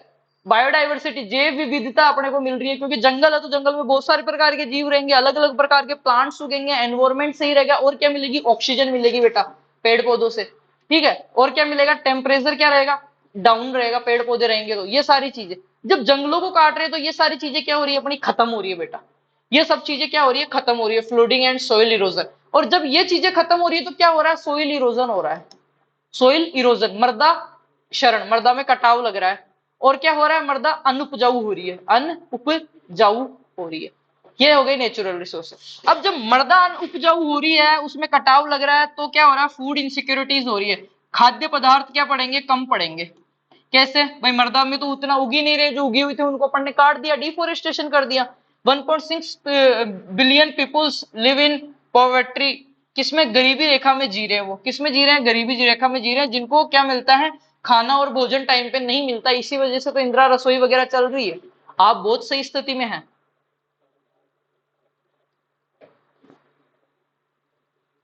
1.6 बिलियन लोग ऐसे हैं जो खाने के लिए भी तरस रहे हैं। अगर ये जंगलों को अपन नहीं काटे, सारी चीजें वो रहे, मृदा में अनुपजाऊपन नहीं आए, फर्टिलिटीज की कम नहीं हो, तो क्या आपको लगता है इनकी कुछ ना कुछ हेल्प होगी, क्योंकि ज्यादा प्रोडक्शन होगा अपने पास तो ज्यादा अपन बेचेंगे। अब ये कम हो रहा है। अब सोचो, जंगलों को काट रहे हैं तो लॉस ऑफ बायोडाइवर्सिटी हो रहा है, जैव विविधता को अपन खोते जा रहे हैं। जैव विविधता, जैव विविधता को क्या हो रहा है, अपन खो रहे हैं। जो मैनी वेराइटीज जो अपने थी, बहुत अलग अलग प्रकार के डिफरेंट डिफरेंट जो जीव है, पेड़ पौधे हैं, उनको अपन खो देते हैं। इनको जब अपन खो रहे हैं तो क्या हो रहा है, forest are home to over 70% animals, plants and other organism. लगभग 70% जो जीव हैं, सूक्ष्म जीव आ गए, पेड़ पौधे आ गए, तितलियां आ गई, कीट आ गए, शेर आ गया, जो भी आ गया, चीता, हिरण, उन सब का क्या है, रहने का स्थान है जंगल। और जब इनको काट रहे हैं अपन, डिफोरेस्टेशन कर रहे हैं, तो लॉस ऑफ बायोडाइवर्सिटी हो रही है।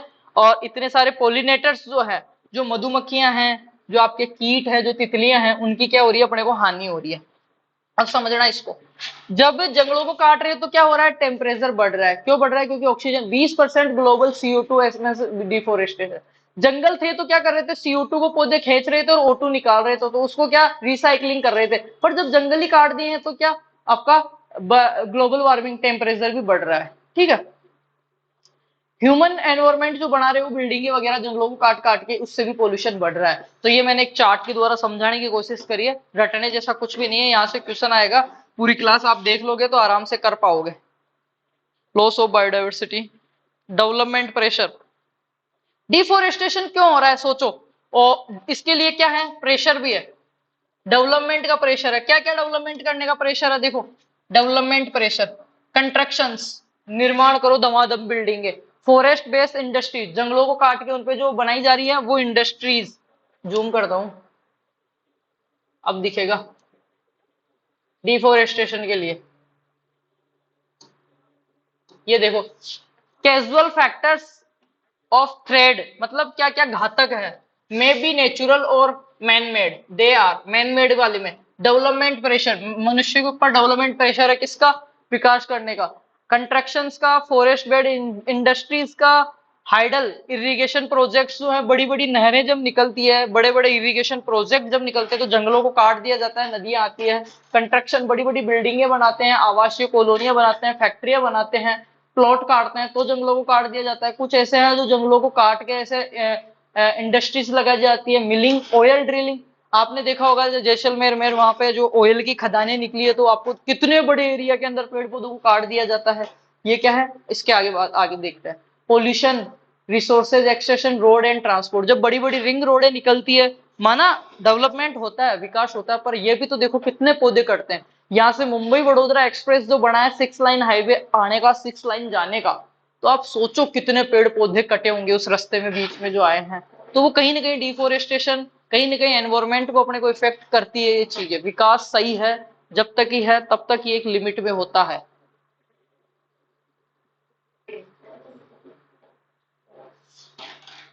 आगे देखते हैं और क्या क्या है। एग्रीकल्चर करने के लिए भी अपन करते हैं explanation of forest villagers, fisheries,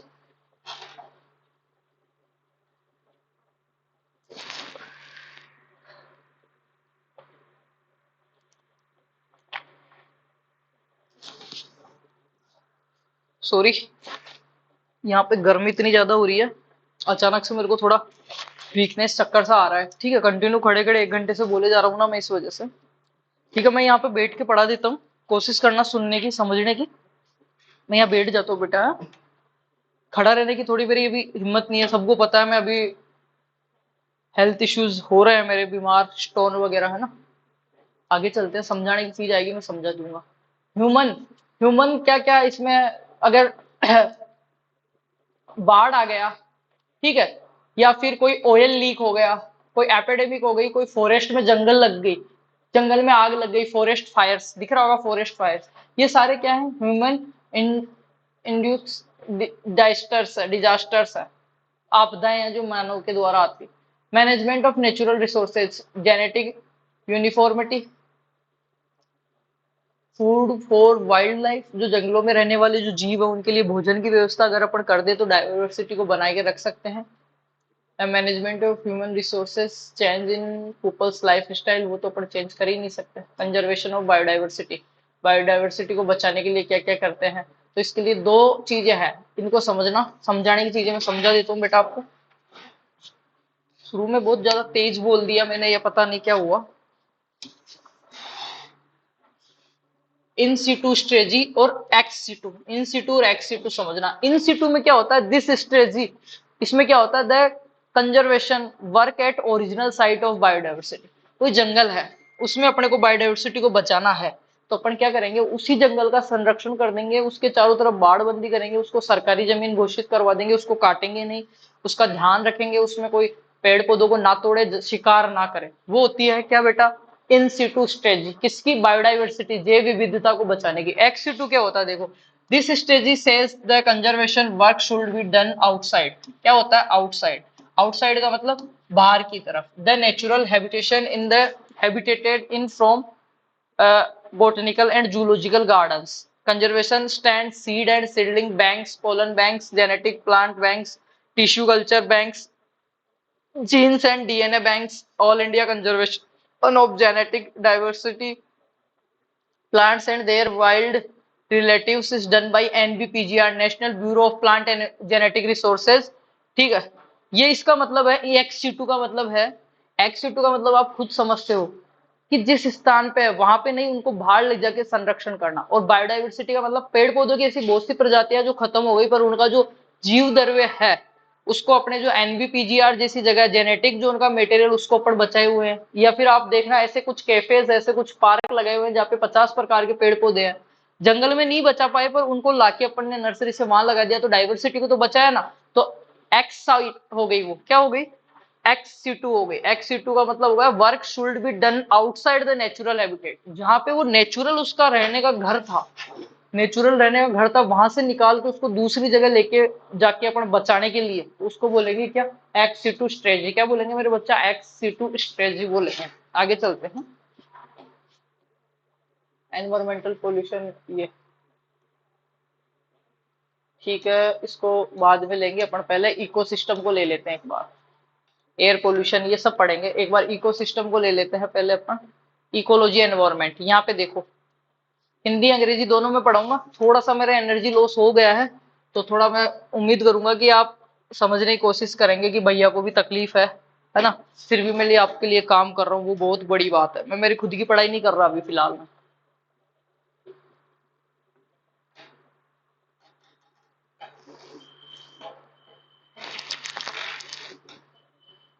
मैं यहाँ बैठ के पढ़ाऊँ तो चलेगा बेटा। इकोलॉजी देखो, the term ecology was drive from the two Greek words. Ecology जो है आपका ग्रीक भाषा से आया है बेटा। कहाँ से आया है, ग्रीक भाषा से आया है।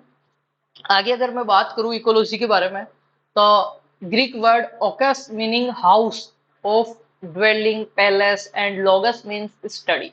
Ecology is the defined as the study of the inter relationship among the organism and interactions between living organism and their physical chemical and biological environment। Environment तीन प्रकार का है बताया, फिजिकल केमिकल एंड बायोलॉजिकल। मैंने ecology पहले ही बताया था कि एक जीव जो कि उसके चारों तरफ की जो चीजें हैं एनवायरमेंट के अंदर, उनसे उनका क्या रिलेशन है उसको स्टडी करते हैं, उसी को कहते हैं ecology. Is the Greek word that means, ये देखो, ecology is define the study of the inter relationship among organism and interaction between living organism. Living और नॉन लिविंग के बीच में क्या इंटरेक्शंस हैं, और उसका physical chemical and biological environment से क्या संबंध है उसके बारे में अपन पढ़ते हैं। ईपीओडम, ईपीओडम क्या है, सबसे पहले इसको डिफाइन किया इकोलॉजी को, as the study of the structure and function of ecosystem. पारिस्थितिकी तंत्र, अब देखो दो चीज होता है, एक तो है इकोलॉजी पारिस्थितिकी, और इकोसिस्टम बोले तो पारिस्थितिकी तंत्र। इस चीज को समझना, पारिस्थितिकी तंत्र जो होता है बेटा, एक सेकेंड, किस, अच्छा, पारिस्थितिकी सिस्टम जो होता है उसमें क्या चीज होती है, सारा जो खंड है वो मिलके बनाते हैं पारिस्थितिकी तंत्र और इकोसिस्टम दे। तो इसने बताया ईपीओडम ने, the term ecology was first coined by Ernst Haeckel. Ernst Haeckel ने सर्वप्रथम किसके बारे में बताया, इकोलॉजी के बारे में। खड़ा तो मुझे होना ही पड़ेगा, बैठे बैठे नहीं पढ़ा सकता मैं, मजा नहीं आएगा। चलो कोशिश करेंगे ज्यादा उछल कूद ना करें अपन, शांति से मैं करवाऊं क्योंकि मेरे को चक्कर आ रहे हैं। Ecology, ecology was the drive from two Greek words, ठीक है। ईपीओडम ने क्या किया, इकोलॉजी को डिफाइन किया, the study of the structure and functions of ecosystem. The term ecology was first coined by Ernest Haeckel 1866, 1866 में, ठीक है। आगे चलते हैं, the father of modern ecology E P Odum, और the father of Indian ecology भारतीय पारिस्थितिकी। इकोलॉजी को हिंदी में क्या बोलते हैं बेटा, पारिस्थितिकी। भारतीय पारिस्थितिकी जो जनक है वो कौन है, डॉक्टर रामदेव मिश्रा। कौन है, रामदेव मिश्रा या आर मिश्रा, रामदेव मिश्रा या आर मिश्रा, ये क्या है, द फादर ऑफ इंडियन, भाई तो फादर ऑफ इंडियन इकोलॉजी कौन है, रामदेव मिश्रा है, ठीक है। आगे देखते हैं, branch of ecology, branches of ecology, इनको आगे हिंदी में मैं पढ़ा देता हूँ आपको। इकोसिस्टम क्या होता है देखो, इकोसिस्टम जो होता है पारिस्थितिकी तंत्र, पारिस्थितिकी तंत्र, इन दोनों में डिफरेंस भी मैं आपको बताऊंगा बेटा अभी। तो इकोलॉजी का तो अनय शेकल ने सबसे पहले कहा, और इंडियन इकोलॉजी का जो जनक था वो रामदेव मिश्रा था। बट अगर मैं बात करूं इकोसिस्टम पारिस्थितिकी तंत्र की, तो the term ecosystem was first coined by AG Tansley 1935। 1935 में एजी टेंसले ने सर्वप्रथम पारिस्थितिकी तंत्र के बारे में बताया बेटा। किसने बताया, एजी टेंसले ने, एजी टेंसले ने बताया। An ecosystem is the structure and function unit of ecology, उसकी फंक्शनल क्रियात्मक और स्ट्रक्चर संरचनात्मक इकाई होता है। Ecology where the living organism interact which other and surrounding environment. Ecosystem में क्या क्या आता है, biotic plants, animals and micro organism आते हैं। सिम्बायोसिस के बारे में आपको बता दूंगा मैं। फूड चेन, फूड चेन क्या होती है? If any ecosystem various living organism are arrange in the defined sequence according to their food habits, क्लैक फूड चेन। फूड चेन क्या होती है? खाद्य श्रृंखला क्या होती है? इकोसिस्टम में पारिस्थितिकी के अंदर आपने एक पिरामिड देखा होगा, एक ऐसा ग्राफ देखा होगा कि चूहा है वो घास को खा रहा है, चूहे को बिल्ली खा रही है, बिल्ली को कुत्ता खा रहा है, कुत्ते को शेर खा रहा है, शेर को कोई और खा रहा है। ऐसा आपने एक ग्राफ देखा होगा। मोर को बाज खा रहा है, वो सांप खा रहा है, सांप को कोई और खा रहा है। देखा है बेटा ऐसा? खरगोश को बिल्ली खा रही है, ठीक है, चूहा खा रहा है, चूहे को कौन खा रहा है, ऐसा घूम घूम के तीर के निशान लगे हुए होते हैं। उसको अपन फूड चेन बोलते हैं। क्या बोलते हैं मेरे बेटा? फूड चेन बोलते हैं उसको। इकोलॉजिकल नेच, इसमें लिंडेन का 10% का नियम है। लिंडेन का 10% का नियम क्या है समझना बेटा। लिंडमैन का 10% का नियम है। This law state that only 10% of energy transmitted from one trophic level to another food chain and 90% the energy consumed by metabolic process. इसको समझना।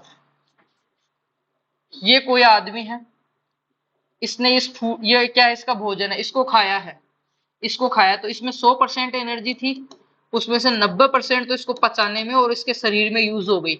अब इसको कोई दूसरा पौधा खाएगा, इसको दूसरा जीव अगर खाएगा तो उसको सिर्फ 10% ही ट्रांसफर होएगी। इसकी तो 10% ट्रांसफर होएगी, बाकी इसकी तो पूरी जाएगी, 10% जाएगी। इसको बोलते हैं लिंडमैन का नियम। क्या बोलते हैं?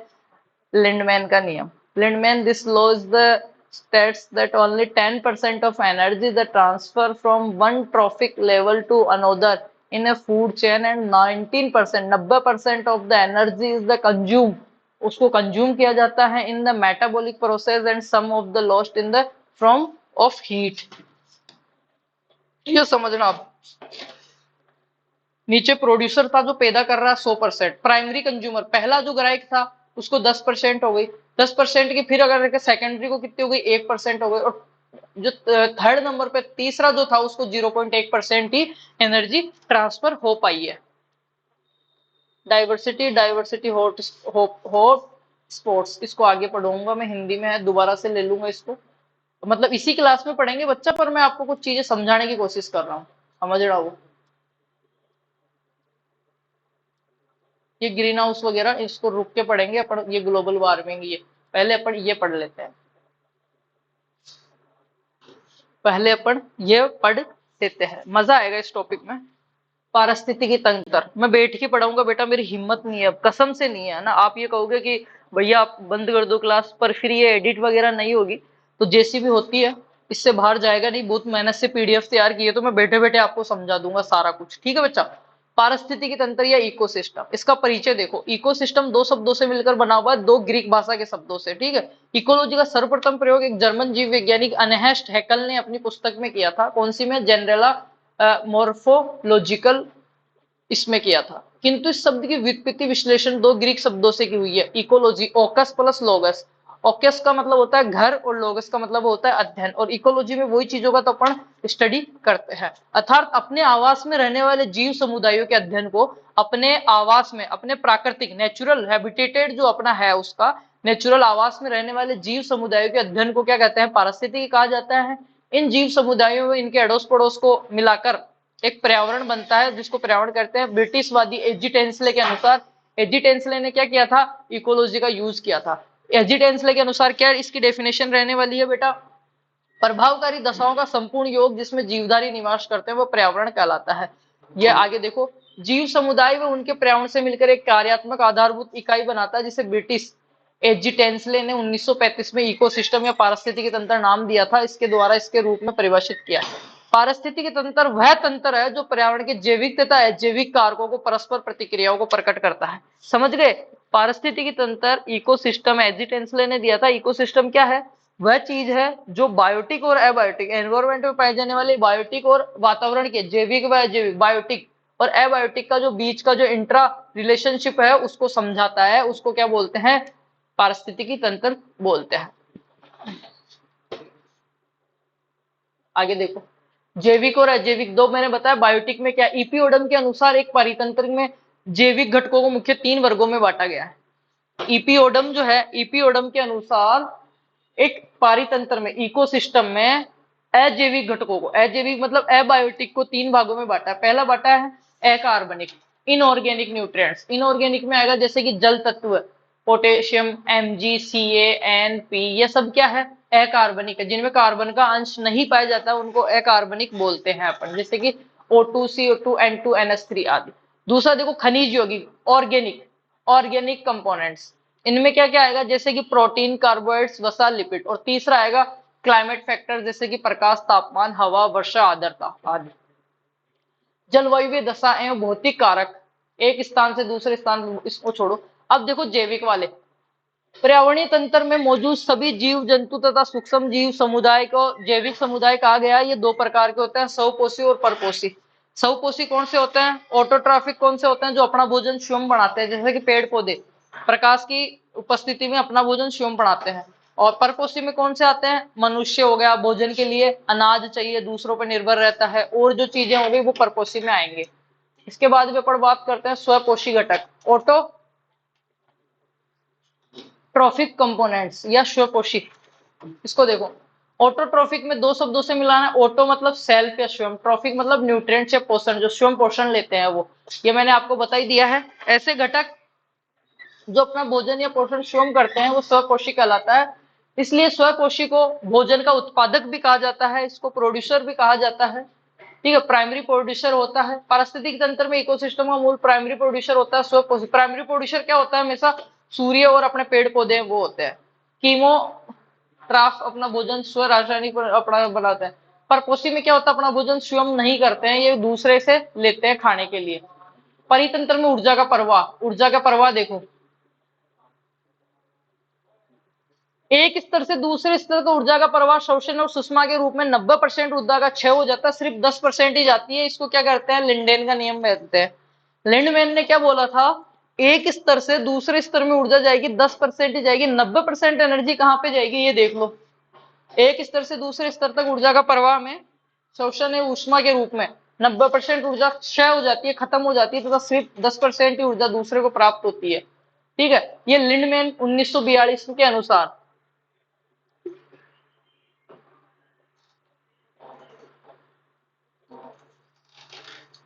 लिंडमैन 1942 के अनुसार जीव के एक विशेष पोषण स्तर पर प्राप्त होने वाली ऊर्जा मात्र 10% ही दूसरे तक जा पाती है। ठीक है, ये लिंडमैन का नियम का था। पारिस्थितिकी के पिरामिड क्या होते हैं, पारिस्थितिकी के विभिन्न पोषण स्तरों का आलेख द्वारा व्यक्त किया जाना पारिस्थितिकी पिरामिड कहलाते हैं। ऊर्जा के पिरामिड जो होते हैं ये विभिन्न ऊर्जा का पिरामिड है, संख्या का पिरामिड और जीव भार का पिरामिड है।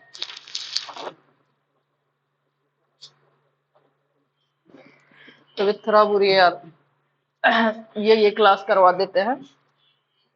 ऊर्जा के जो पिरामिड होते हैं, पिरामिड ऑफ एनर्जी, एक निश्चित समय में एक इकाई क्षेत्र में पाए जाते हैं ये। ठीक है, कुल ऊर्जा का उपभोग इसको पिरामिड के रूप में करते हैं ना, वो होता है, इसको समझना। देखो,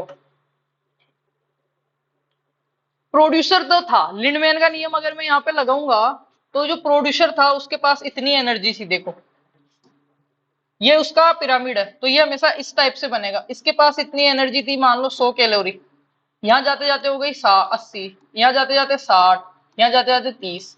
एनर्जी घट रही है ना, ये क्या है, घट रही है ना पिरामिड में, ये ऊर्जा का पिरामिड है, ऊर्जा प्रवाह का पिरामिड। ये क्या होता है, हमेशा सीधा होता है, ये कभी भी उल्टा नहीं होएगा, ये कभी भी उल्टा नहीं होएगा, ये खास बात है।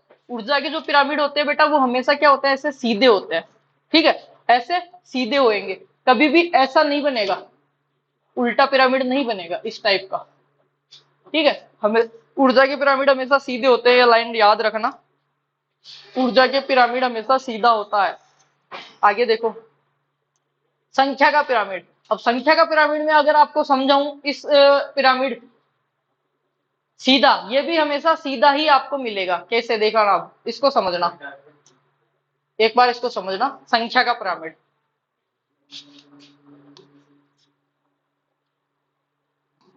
ये क्या लगी हुई है, घास, ये संख्या है, जैसे ये बड़ा चौड़ा है ना, ये नीचे मतलब 100 घास लगी हुई है, 100 ग्रासेस लगी हुई है। 100 घास को खाने वाले खरगोश कितने हैं, 50 है। 50 को खाने वाली लोमड़ी कितनी है, 10 है। तो लोमड़ी को 10 लोमड़ियों को खाने वाले शेर कितने हैं, 2 ही हैं। ये ऊपर जाते जाते कम हो गए। तो ये ऊर्जा के पिरामिड भी हमेशा सीधे ही, संख्या के पिरामिड भी क्या होते हैं, सीधे बनते हैं। देखना आप ये एल्गी जो है, आपके जो शैवाल है, नील हरित, वो इतने सारे हैं जमे हुए एक पौंड में। उसको खाने वाली छोटी मछलियां क्या है, ये तो मान लो 50 की जो केजी है, ये छोटी मछलियां हैं वो है कितनी, 30 किलो। और बड़ी मछली जो है, संख्या के अंदर बात कर रहा हूं मैं, ये था 50 एल्गी है। उसके बाद में 30 क्या है, स्मॉल फिश है, और 10 क्या है, बिग फिशेज है। तो ये क्या है, आपके संख्या के पिरामिड है बेटा। क्या है, संख्या के पिरामिड है।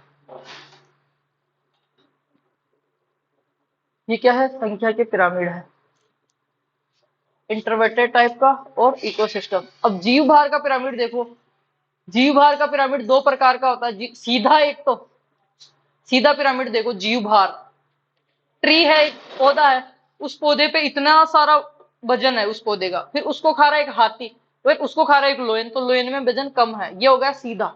अब उल्टा वाला देखो,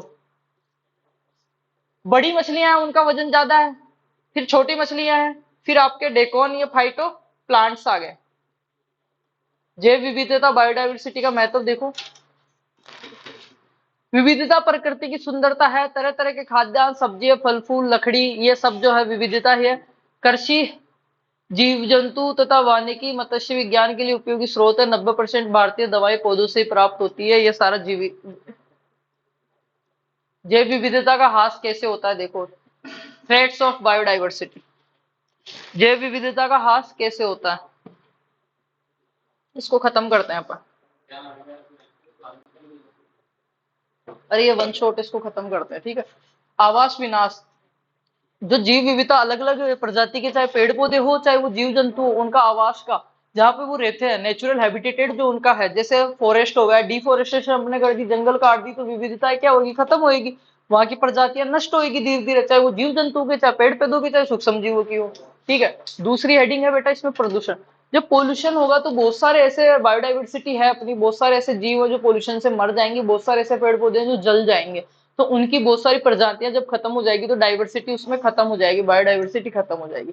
तीसरे पे है प्राकृतिक विपदाएं, नेचुरल, आपके जो जितनी भी होती हैं प्राकृतिक आपदाओं में, क्या है, भूकंप आ गया, ज्वालामुखी आ गई, जंगल में आग लग गई, सुनामी लग गई, बाढ़ आ गया, महामारी हो गई, तो इसमें क्या हो गया, महामारी हो गई तो बहुत सारे जीव छोटे मोटे मर गए।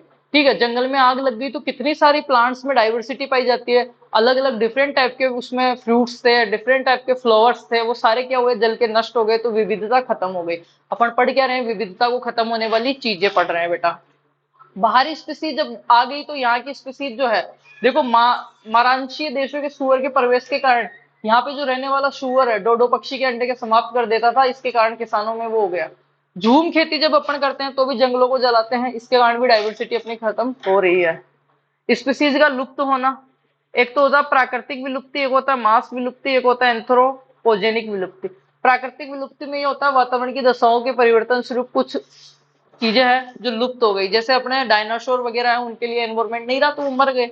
मास विलुप्त में होता है कि तहस नहस होता है, बहुत बड़ा तहस नहस हुआ, उसके कारण चीजें खत्म हो गई।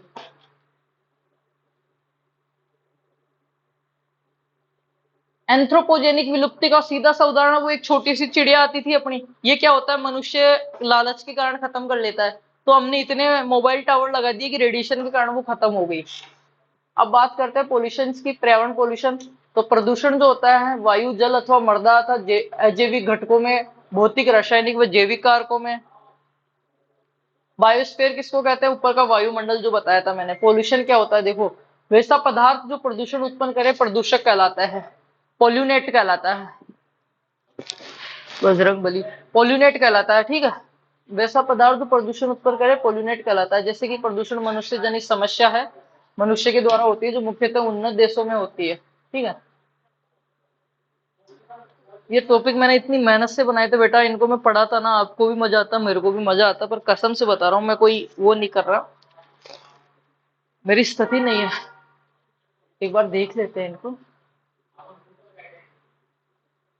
पर्यावरणीय प्रदूषण अपन जब देखते हैं तो प्रदूषण के प्रकार अपन कहते हैं बेटा, पर्यावरण प्रदूषण।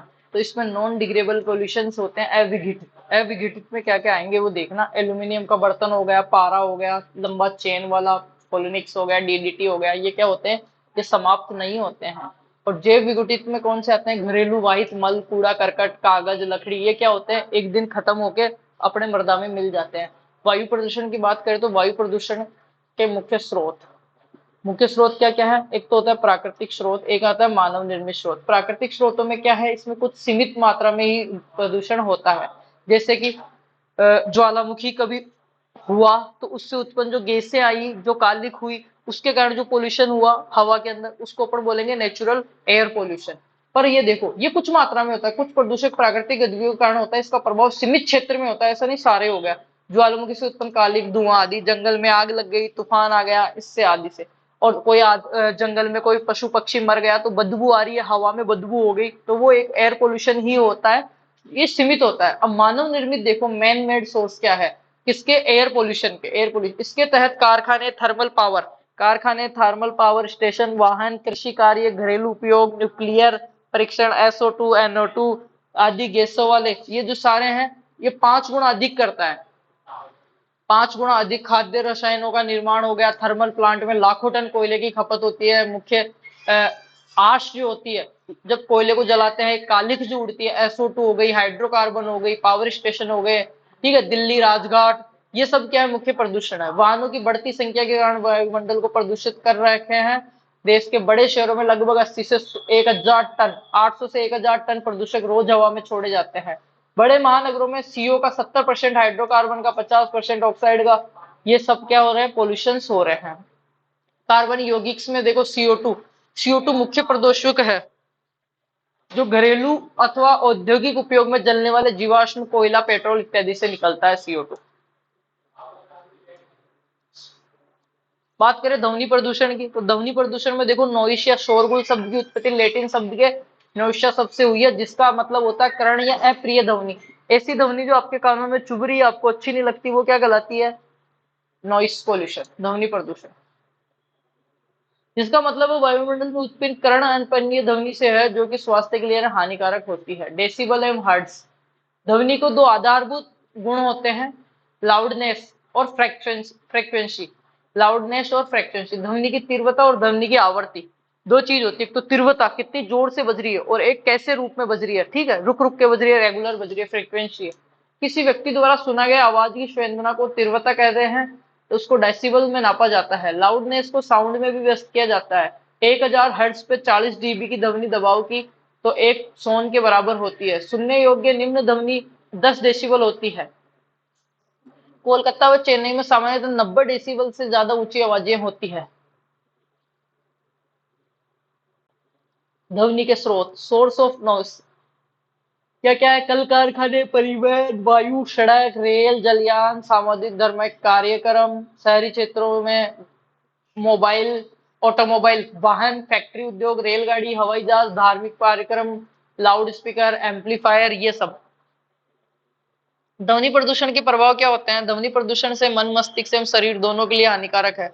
बेचैनी, सिर दर्द और धमनियों को पतला करना, एड्रेनलिन के बहाव को बढ़ाना, दिल की धड़कनों को बढ़ाना। तभी तो आपने देखा होगा डीजे बजाते हैं तो हार्ट पेशेंट अगर कोई है, छोटा बच्चा कोई है, तो अपन डीजे से दूर कर देते हैं उसको, क्योंकि ये सब चीजें वो क्या करता है, दिमाग में थकावट, शोषण आदि चीजें क्या करता है, खराब करता है। ट्रैफिक से जो है वो कितनी डेसिबल निकलती है? 50 से 90। ट्रंक जो होता है, ट्रंक उससे 90। मोटरसाइकिल 105 डेसिबल तक आवाज करती है। लॉरेंस रोर जो होती है वो 105 से 110। जेफ्टी जो होता है, ट्रेन जो होती है वो 110 डेसिबल तक। एयरक्राफ्ट जो है 120 डेसिबल तक करता है। ड्रिल जो होती है 120 डेसिबल तक शोर करती है।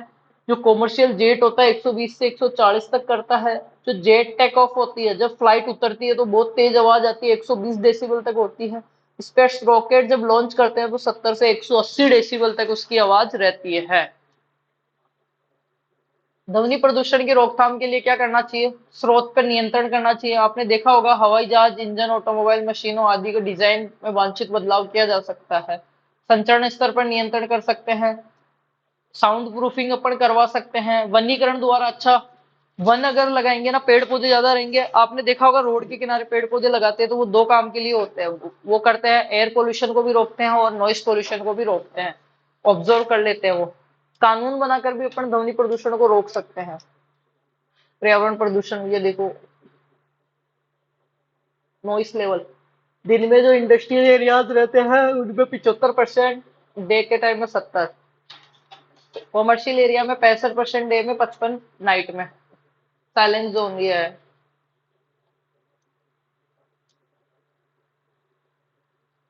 अब देखो जल प्रदूषण, वायु प्रदूषण हमने देख लिया, ध्वनि प्रदूषण हमने देख लिया, पर्यावरण प्रदूषण में अपन देख रहे हैं जल प्रदूषण। हमारी धरती पर जल साधारणतः दो रूपों में पाया जाता है, या तो खारा नमकीन, या फिर ताजा या फ्रेश या मीठा। ठीक है। पृथ्वी पर उपलब्ध कुल जल का लगभग 97.5% महासागरों में है। ताजा जल का कुल उपलब्ध जल का लगभग 2.5% होता है, जिसमें से 0.5% ही मनुष्य उपयोग में ले पाता है। इसमें देखो जल प्रदूषणों के कई स्रोत है, पर उनमें से मुख्य निम्न है।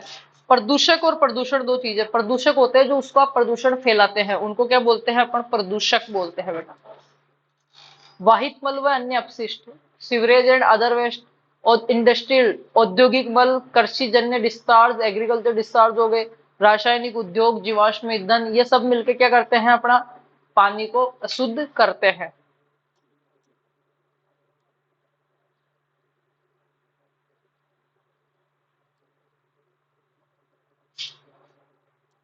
औद्योगिक मल, एग्रीकल्चर के जो पेस्टिसाइड्स है जो पानी में घुल जाते हैं, वो भी क्या करते हैं? नुकसान पहुंचाते हैं।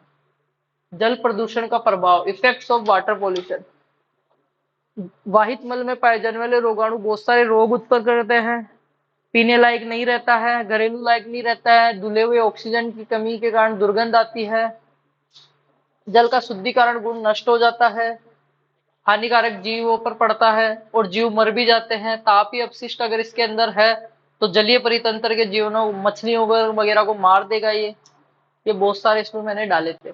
फिर मरीन पोल्यूशन मैंने बताया था, समुद्री पोल्यूशन। समुद्री पोल्यूशन कैसे होता है? देखो, तेल और पेट्रोलियम पदार्थ जब जहाजों में भर के जाते हैं, जब दो जहाज टकरा जाते हैं तो पूरे समुद्र में तेल ही तेल हो जाता है, वहां की मछलियां मर जाती है, ऐसा कुछ होता है, उसको मरीन पोल्यूशन बोलते हैं। क्या बोलते हैं बेटा? मरीन पोल्यूशन बोलते हैं। उसके बाद में देखते हैं मृदा पोल्यूशन, सोइल पोल्यूशन।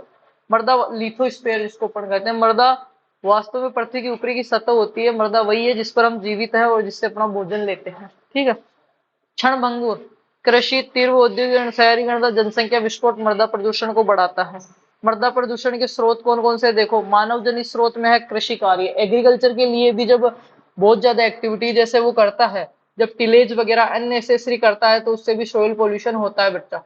क्या होता है? सोइल पोल्यूशन होता है। दूसरा देखो, जमीन पर बेकार ठोस पदार्थों को फेंका जाता है। खनन कार्य जब किया जाता है, खुदाई जब होती है, वो भी सोइल पोल्यूशन करता है। जैविक एजेंट, रेडियोधर्मी प्रदूषण, भारी धातु प्रदूषक।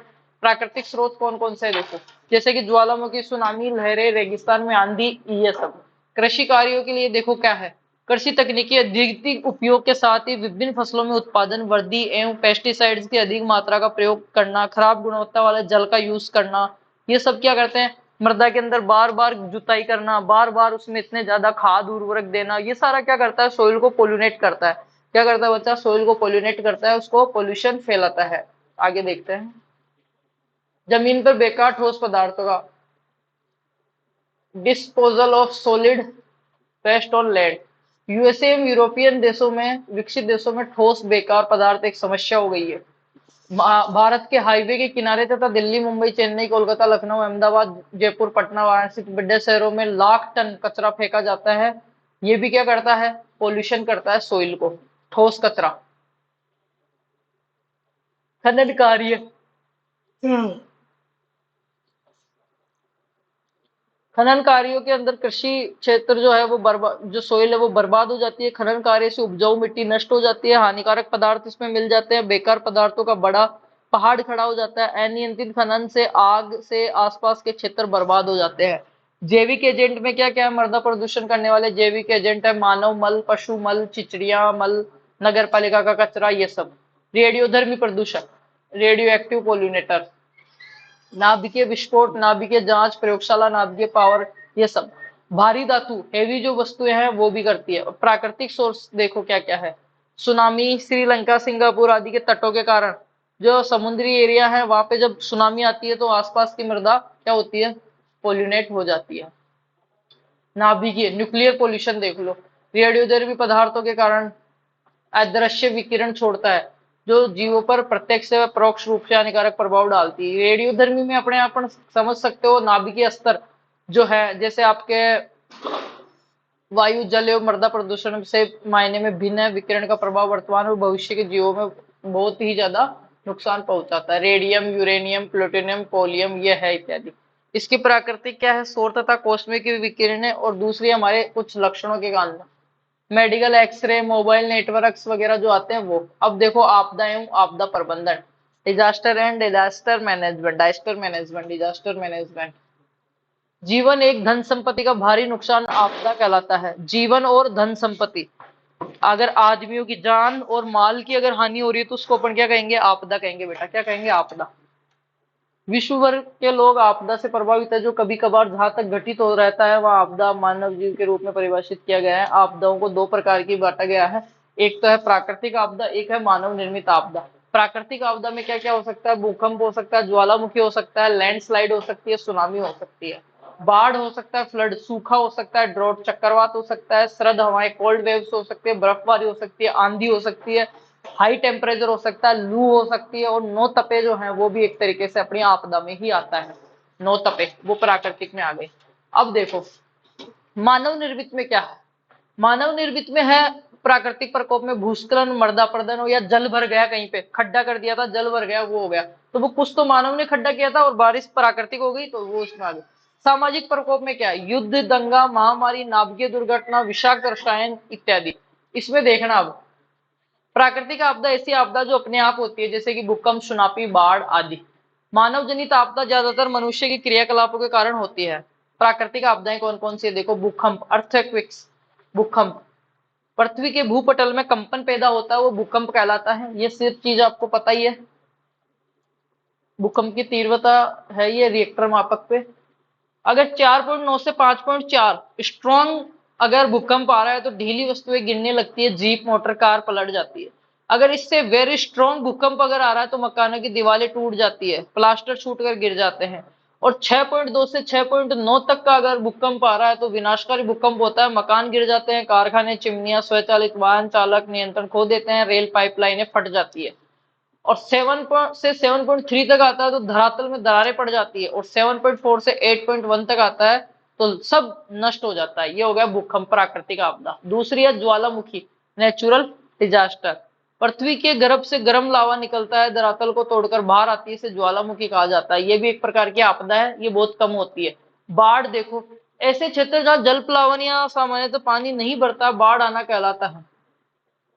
पानी नहीं रहता है वहां पे पानी भर जाता है तो उसको बाढ़ आना।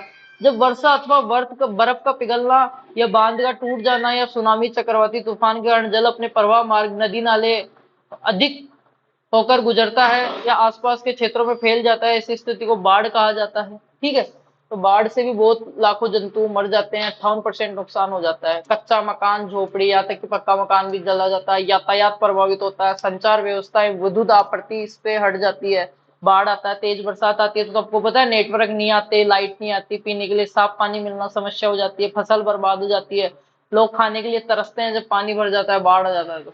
कभी कभार तो ये जल प्रलय का रूप भी ले लेता है। सूखा देखो, सूखा भी एक तरीके से क्या है? एक नेचुरल प्राकृतिक आपदा ही है अपने लिए।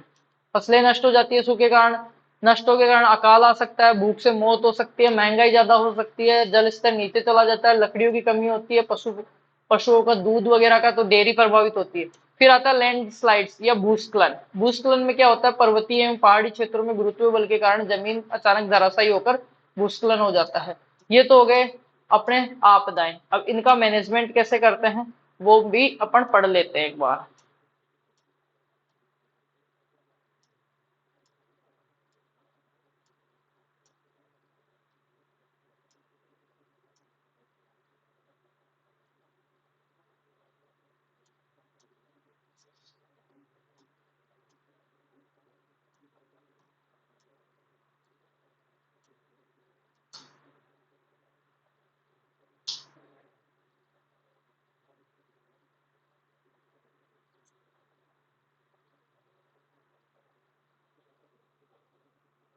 इसमें अपन एयर रेन, एयर पोल्यूशन में पढ़ते हैं एसिड रेन।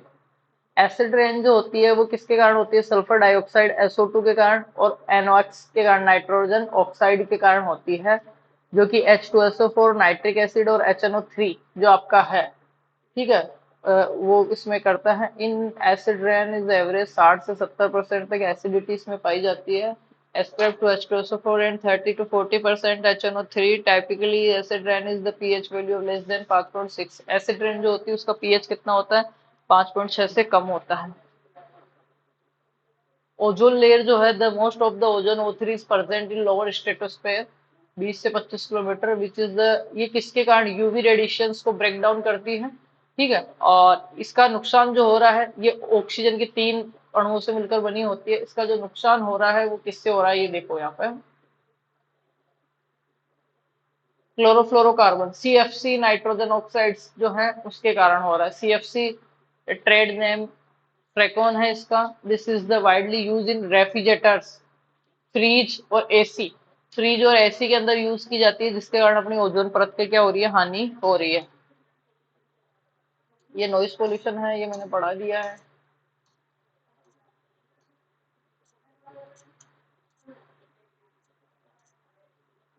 एयर पोल्यूशन, ठीक है यार, ये चीज देख लेना, मैं पढ़ा था इनको बहुत अच्छे से, मेहनत करके मैंने 65 पेज की PDF बनाई थी, पर मैं कुछ नहीं कर सकता। फिर भी मैंने कोशिश करी है कि इस क्लास में मैटर बहुत ज्यादा कवर करने की। काफी चीजें हमने कवर करी है, बाकी मेरे को खुद को इस चीज का क्लास नहीं कर पाया, है ना। तो नेक्स्ट क्लास में देखेंगे।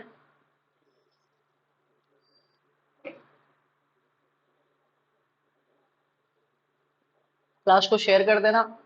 नेक्स्ट कौन सा जो आपका रहता है वो बताना। इसके बारे में इसकी फर्स्ट क्लास पहले से करी हुई थी, वो भी देख लेना, ये क्लास भी देख लेना। सफिशिएंट मैटर रहेगा आपके लिए, 3 क्रेडिट है। कहीं से भी आपको जहाँ से इकोलॉजी, एनवायरमेंट सिस्टम और आपका जो फूड चेन है, इनके बारे में नोट्स मिले तो वहां से आप जहाँ से भी आपको मिले रीड करते रहना टाइमली, तो बहुत सारी चीजें आपकी क्लियर हो जाएगी। तो आज की क्लास को, ये मैं सोच के आया था 3.5 से 4 घंटे की क्लास करते हो, बहुत मजा आता है इस सेशन में, पर इसको आधी ही करके अपने को खत्म करना पड़ रहा है। बाकी जो मेजर मेजर पॉइंट्स है वो मैंने कवर कराए हैं, समझाने की कोशिश करी है कि सारी चीजें आपको समझ में आई हो। और जिस बच्चे ने एंड तक क्लास देखी है वो मेरे को एक प्यारा सा कमेंट कर देना। और आपकी जो पर्सनैलिटी डेवलपमेंट की क्लास है वो देख लेना, आगे की क्लास से टाइम टू टाइम करते रहेंगे। Thank you so much, love you, best of luck.